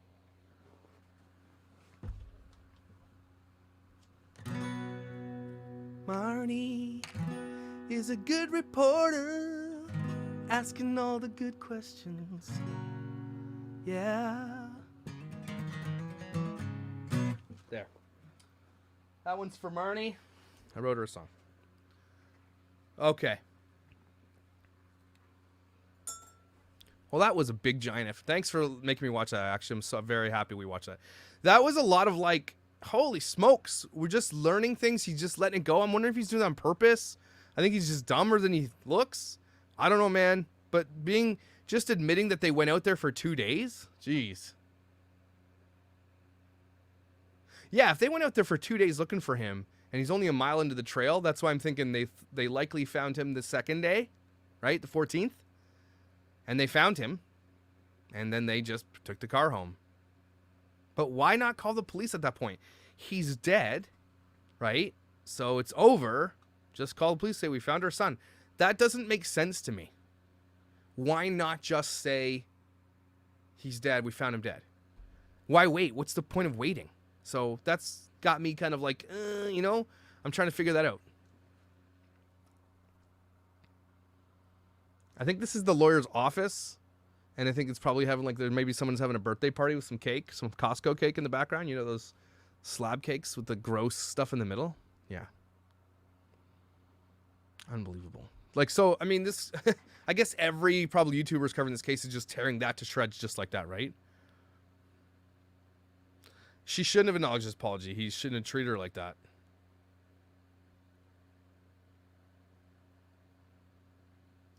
Maybe they were hoping the police would find him when they told him exactly. I think, Nerd Girl, you're probably right about that, is that they knew where he was, and they said, here's where we think he is. Hint, hint. So that they didn't find him. Maybe that's what you're saying.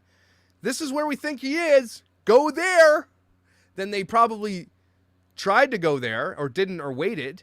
And then the flood happens, and then his parents are like, oh my gosh, holy. And then they waited to the end and said, okay, here he is. They had to, basically, their hand was forced, right? It would have been better for the police to find it. Costco cake, man. Yuck. That's really interesting. This is another thing. Mrs. Hancock writes, though I thought it took 5 days to get an abandoned car notice. Why is there an abandoned car notice when they went the night of? They saw the car, Then they went the next day and picked the car up. There was no abandoned car notice, but someone said there was an abandoned car notice. That's really weird to me. Woo! I think that's true. I'm just going down the thing. That's crazy to me. Was there a notice? Is there like a written notice? Do we know that there's proof that there was an abandoned car notice?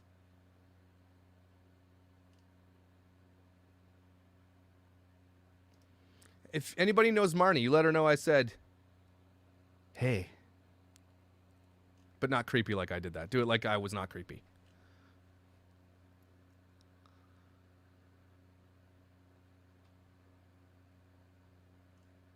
Okay, so parents seem to have sociopathic thinking. Waited to contact FBI about location because flood ruined plans. NPPD. Okay, so another thing is too, the parents went and looked for him, but then they didn't call until we're saying the Friday, but Bertolino says they called the 13th. But then we know early in the case that they called the 17th or the 18th or the 19th that they called again. Remember? Everybody was up in arms that they waited till the Friday after he left to label him a missing person, right? So that's crazy to me.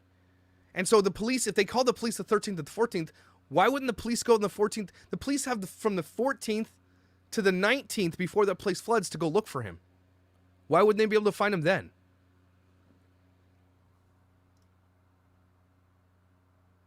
I don't want to watch any more Bertolino unless he's... Maybe I do, because this guy's crazy. This guy just makes everything worse.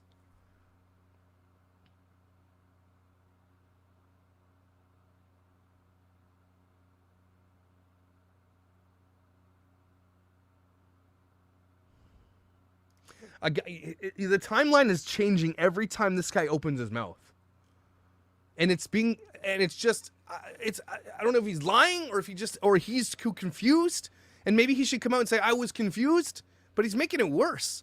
The idea too that they were sad on the 13th, sad about what? What are they sad about? Man, this is nuts, man.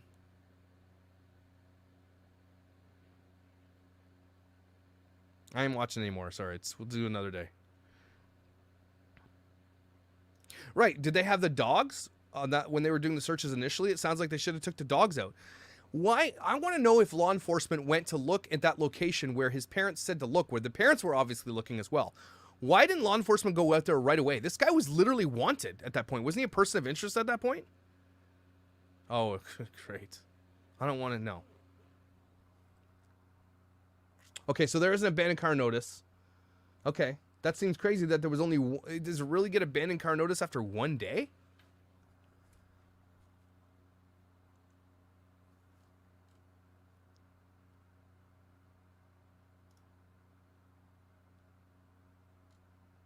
The car was not at the house Tuesday. It was there Wednesday.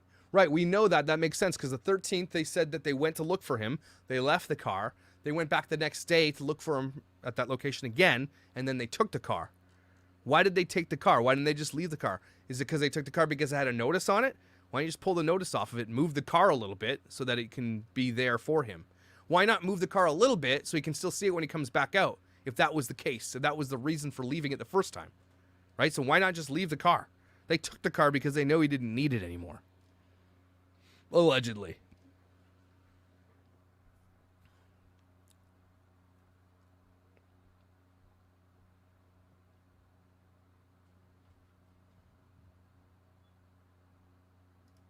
This is what I'm saying, Lindsay. How did Chris Laundrie know exactly where to cut off the path into the brush?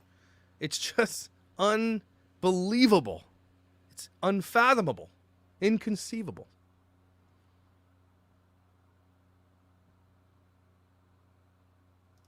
Jessica, this is what Jessica says. He went hiking, told him he was going to unalive himself. They went to talk him out of it. He refused. The rest happened due to natural disaster. Possibly. Jessica, I'm going to guess that your favorite snack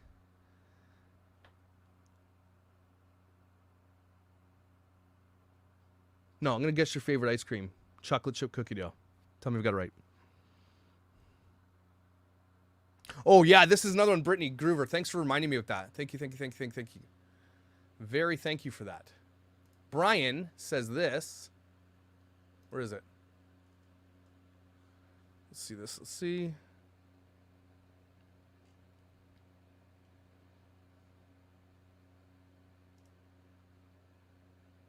We have to say on a live because we can't say the other one because we get copyright striked or we get struck. Aussie J says, only said reserved to LE because they knew the car would be placed there, not pinpointing location be body. Okay. Again, I don't think the police are actively super searching for Brian like crazy until the 19th, right? Then they're like, well, maybe we should keep an eye on this guy, right? And we're going to look at it in a second here. Look at this.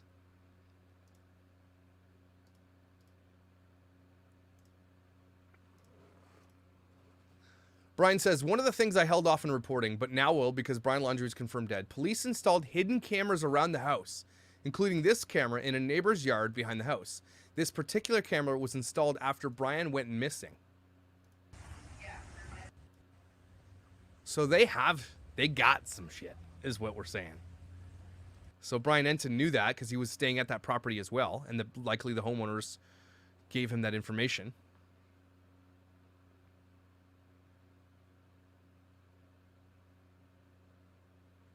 Right? Northport Police today talked to me today about the cameras. They say there are other cameras that went up sooner before Brian disappeared. The plot thickens.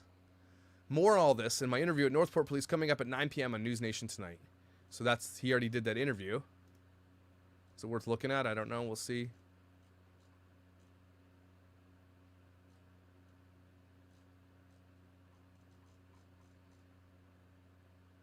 Anyway, that's very, very, very interesting that they had cameras before. So the surveillance was there. It was surveillance and cameras. Here I am thinking there's a couple of police sitting in a car eating donuts, looking at him, but they had cameras to surveil him.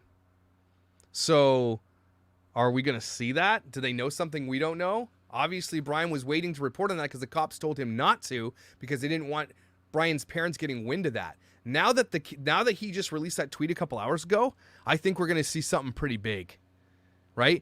They didn't know they were being surveilled. Now they know. Something went down. Damn. Woo!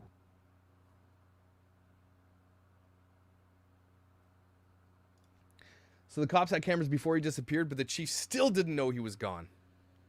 Remember when they came out and said, we know where he is. That's what they're talking about. This is their surveillance. Their surveillance is that it is. But hear me out. The surveillance doesn't make any difference anyway. Because if it's what happened was that they got in a Mustang and he drove off, no one's going to think any of that. Maybe he's going to the store. Maybe he's going to Chuck E. Cheese. Who knows? Right? Who cares? He drove off in a car. That's the last time Brian was seen when he drove off in the car on the 13th. So surveillance doesn't give us anything anyway. Those cameras don't do anything for us unless there's something being buried in the backyard or he's sneaking out in the middle of the night. So I don't know. That's what I'm saying. I don't think that surveillance is going to make a difference in the fact that how he got away, right? It doesn't make any sense.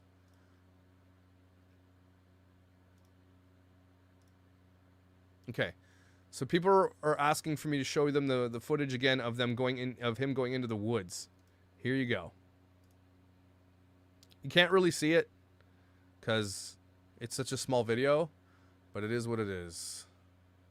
Look where he's walking in. Can you see that? Look where he's going in off this trail. Dudes, come on. Again, if you're going to take a leak or something, he goes in there. She's waiting because she knows. She knows.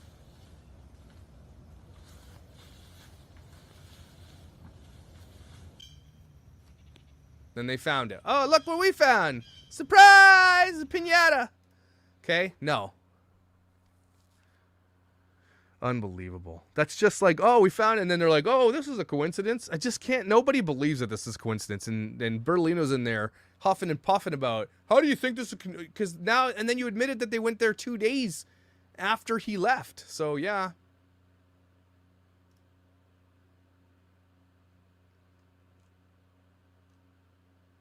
As of 8:38 p.m., Fox News Michael Ruiz is tweeting, breaking.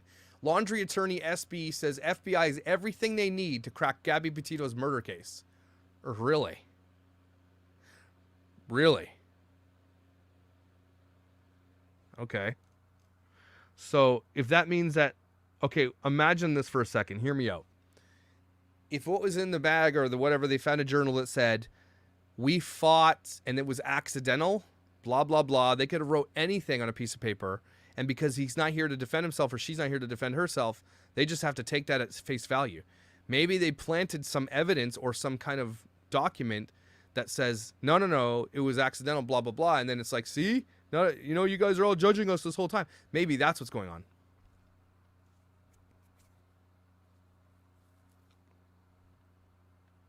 Yeah. Imagine you find your child's thing. Are you not going to be panicking at that point? Be like, oh my, I mean, I'd be panicking. I'd be like, police, police. I'd be panicking. He just calmly comes out and then they're like, hey, look what we found over here. Like, no, they do not act as if parents they act as if parents who know what happened already. Yeah, he beelined to the specific area.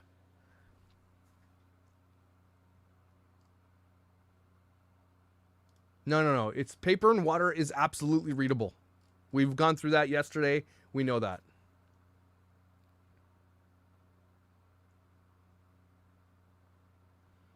I mean, I don't say accidentally. I mean, if probably he can say that, you know, we got in a fight and she hurt me and I hurt her back or whatever, right? Because we have no proof. We can't look at his body to see what happened. He could have said she stabbed me or whatever. He could say anything. At that point, whatever that document says could literally be anything. It doesn't absolve him of it, but he could say anything to, like, cast doubt on it.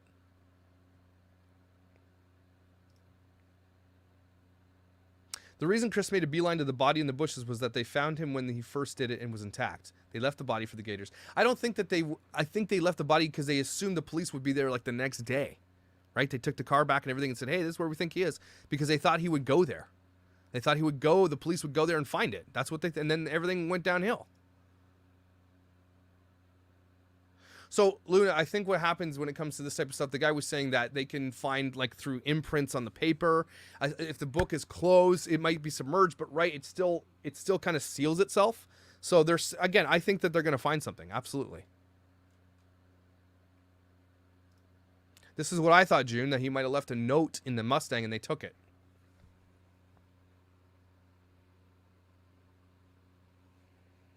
Insane.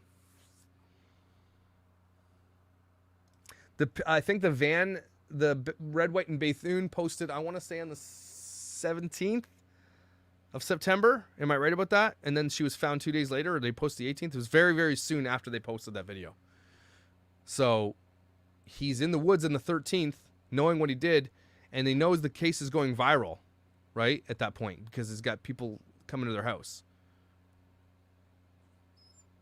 This is a good question, Utubi. I don't know if that's how you say your name, but why wouldn't they tell the police they found his body on the 14th? I agree. That is one interesting thing. I think maybe they didn't want to be the one that found it. And so they said, I think this is what they told the police. We think this is where he is. And they assumed police would do their job and go find him.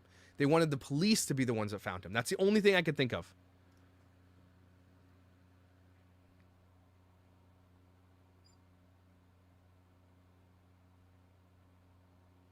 True. Good point, Eva. Good point.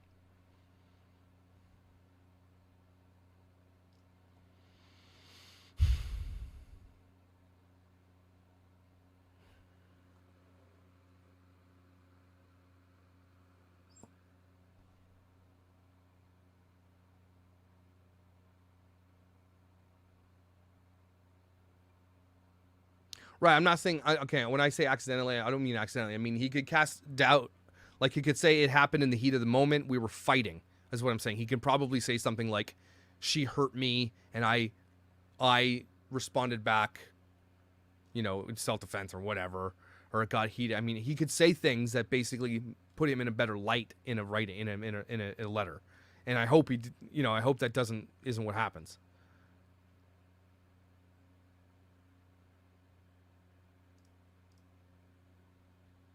Here's an interesting theory, though. If he was so distraught over this whole thing and obviously unalived himself, right? Why does it take so long to get to that point, right? He drives back in a panic on the 29th to the September 1st. Okay, he gets home. They go camping. They do s'mores. He's laughing it up and all that stuff, hanging out with his family. Why does it take till the 13th? What is it, the magical date of the 13th that happens? Does anybody know if 13th is the first day that the protesters started showing up? Does anybody know?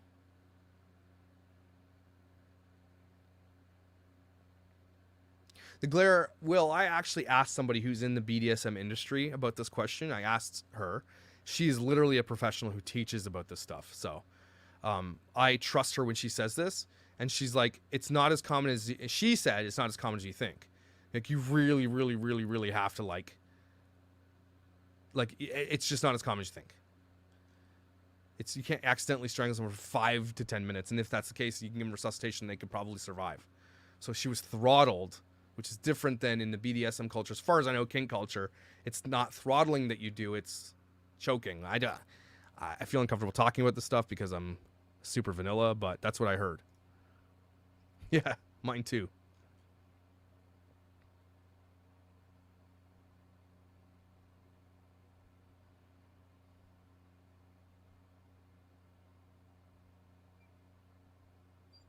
Yeah, the thing is, he could have written anything, not really what happened, and he could have made up anything. That's the scary part of this. And I hope that if it's something that paints her in a bad light, that they don't release it, to be honest with you. I hope that they don't.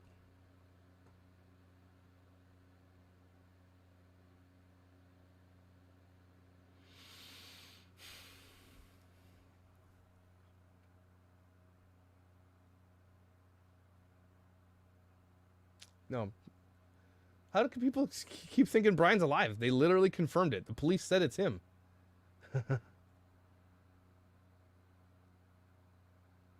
Yeah, he didn't off himself till the heat was on, and then he knew there were consequences. That's one day after the cops were on to him. That's true.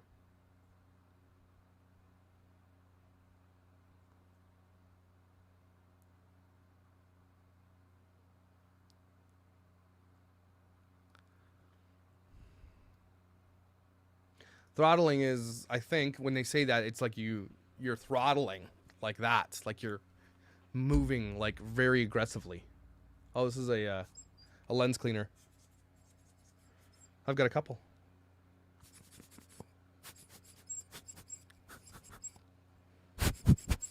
I don't know. It's my like stress ball at this point.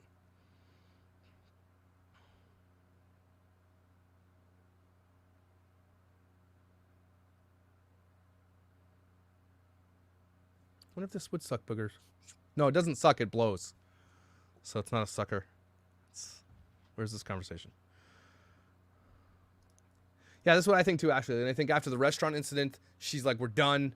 And then they got in a fight about it, and he did what he did.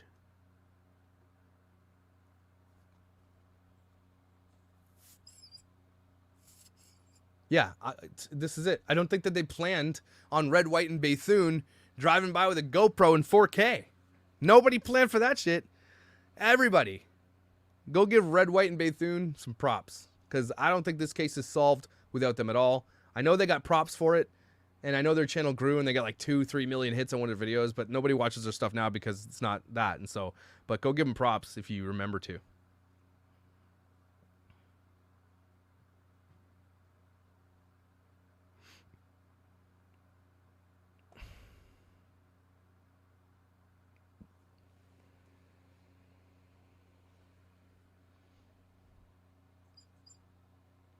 I think Red, White, and Bethune actually have they lost a son or a daughter, I'm not sure which, and like they have a fundraiser for their like thing. If you want, you should go donate to that.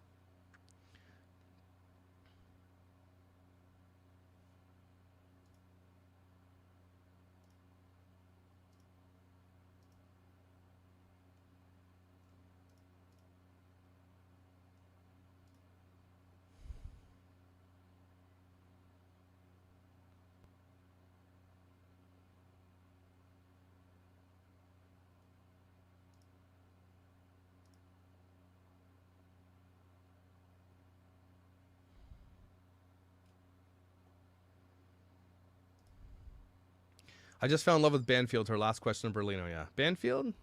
Again. Hey, go to prom with me.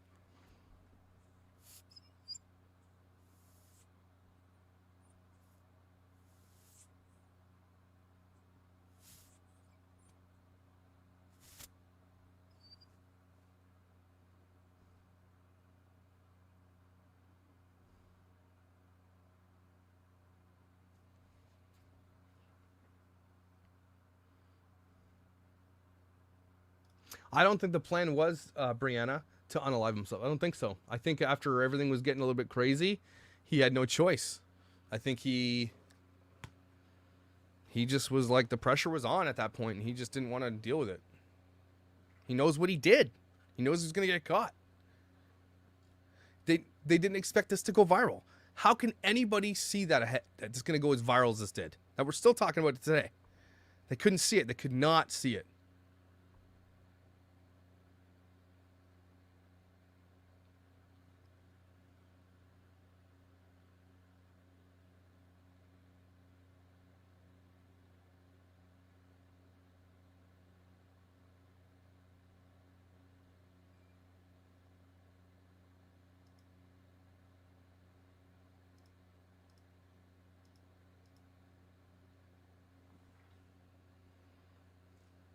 Yes, we still don't know. It's unconfirmed as to the cause of death. That's for sure.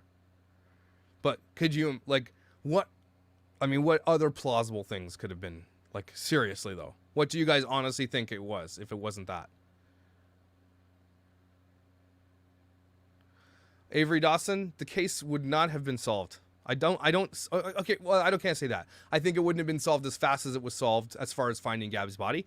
It might have eventually, because, you know, tracking cameras through things and all that stuff eventually could have been found.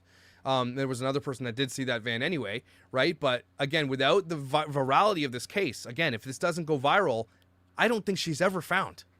Ever. Because they're not going to look there where they looked. He did that off the beaten path on purpose. So I don't think this case is solved without us talking about it.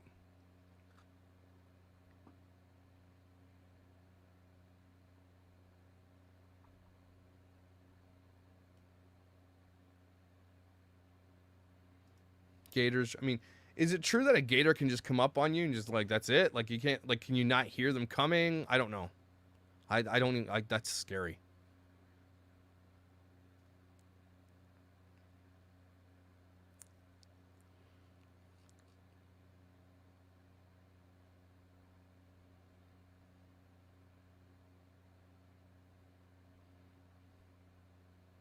Snakes, yeah, could be snakes.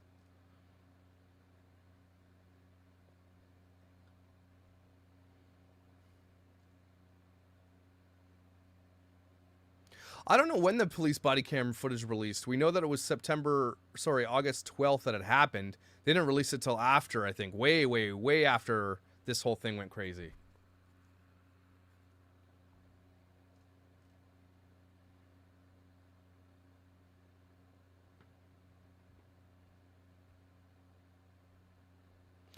I mean, gators have it. Can you not just be like, put like a little spray that keeps them away, like mosquitoes, like gator spray? Like gators smell it, like, oh, I don't like that. And then they run away. Is there gator spray? If not, should we invent it? Gator spray. Keep the gators away. Eh? Okay. Can you just step on their head? I mean, I feel like you can get behind them pretty quick. I don't know. I'm not going to run from gators, okay? Gator gone. Get it today. Gator gone. Stay safe in Florida with Gator gone. We're going to be making millions now.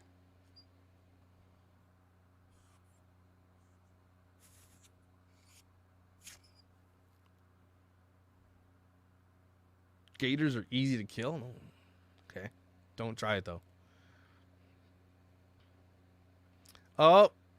Dad joke alert.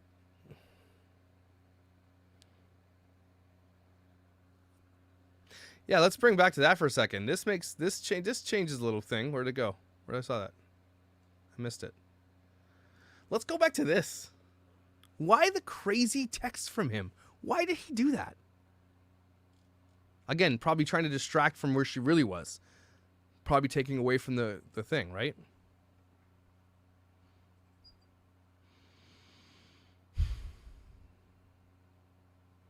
Anyway. It's time to decompose a little bit, unwind. You guys don't have to stick around for this, but I just wanted to play a little guitar. You know. Just a little relaxing stuff.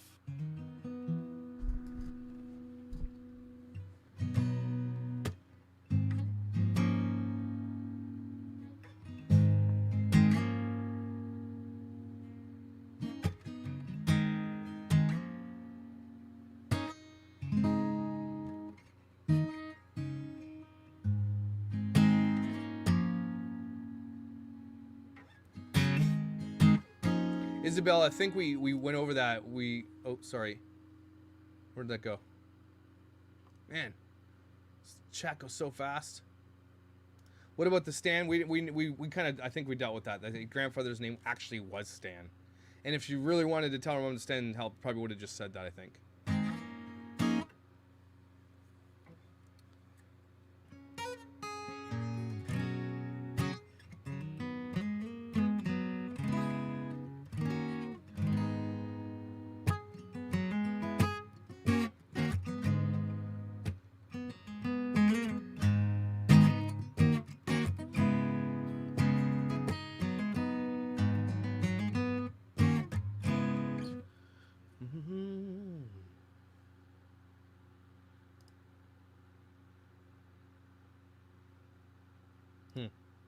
Cops asking people to check dash cams for missing child Cleo, recognizing social media as a tool.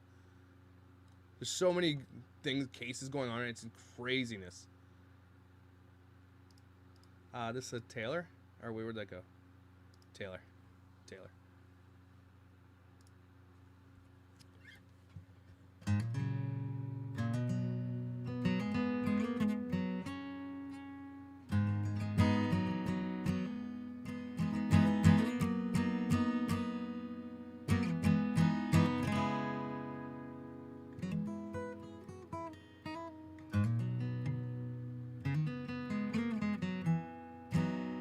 All right.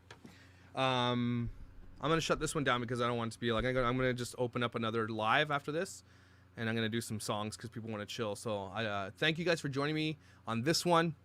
But I'm gonna go open up another one and just kind of decompress with some acoustic guitar. If you guys want to join me, I'm happy to have you over there. I'm gonna start it right after this one. So thank you for joining me, and I will see you probably in 5 minutes if you want to join me. If not, I'll see you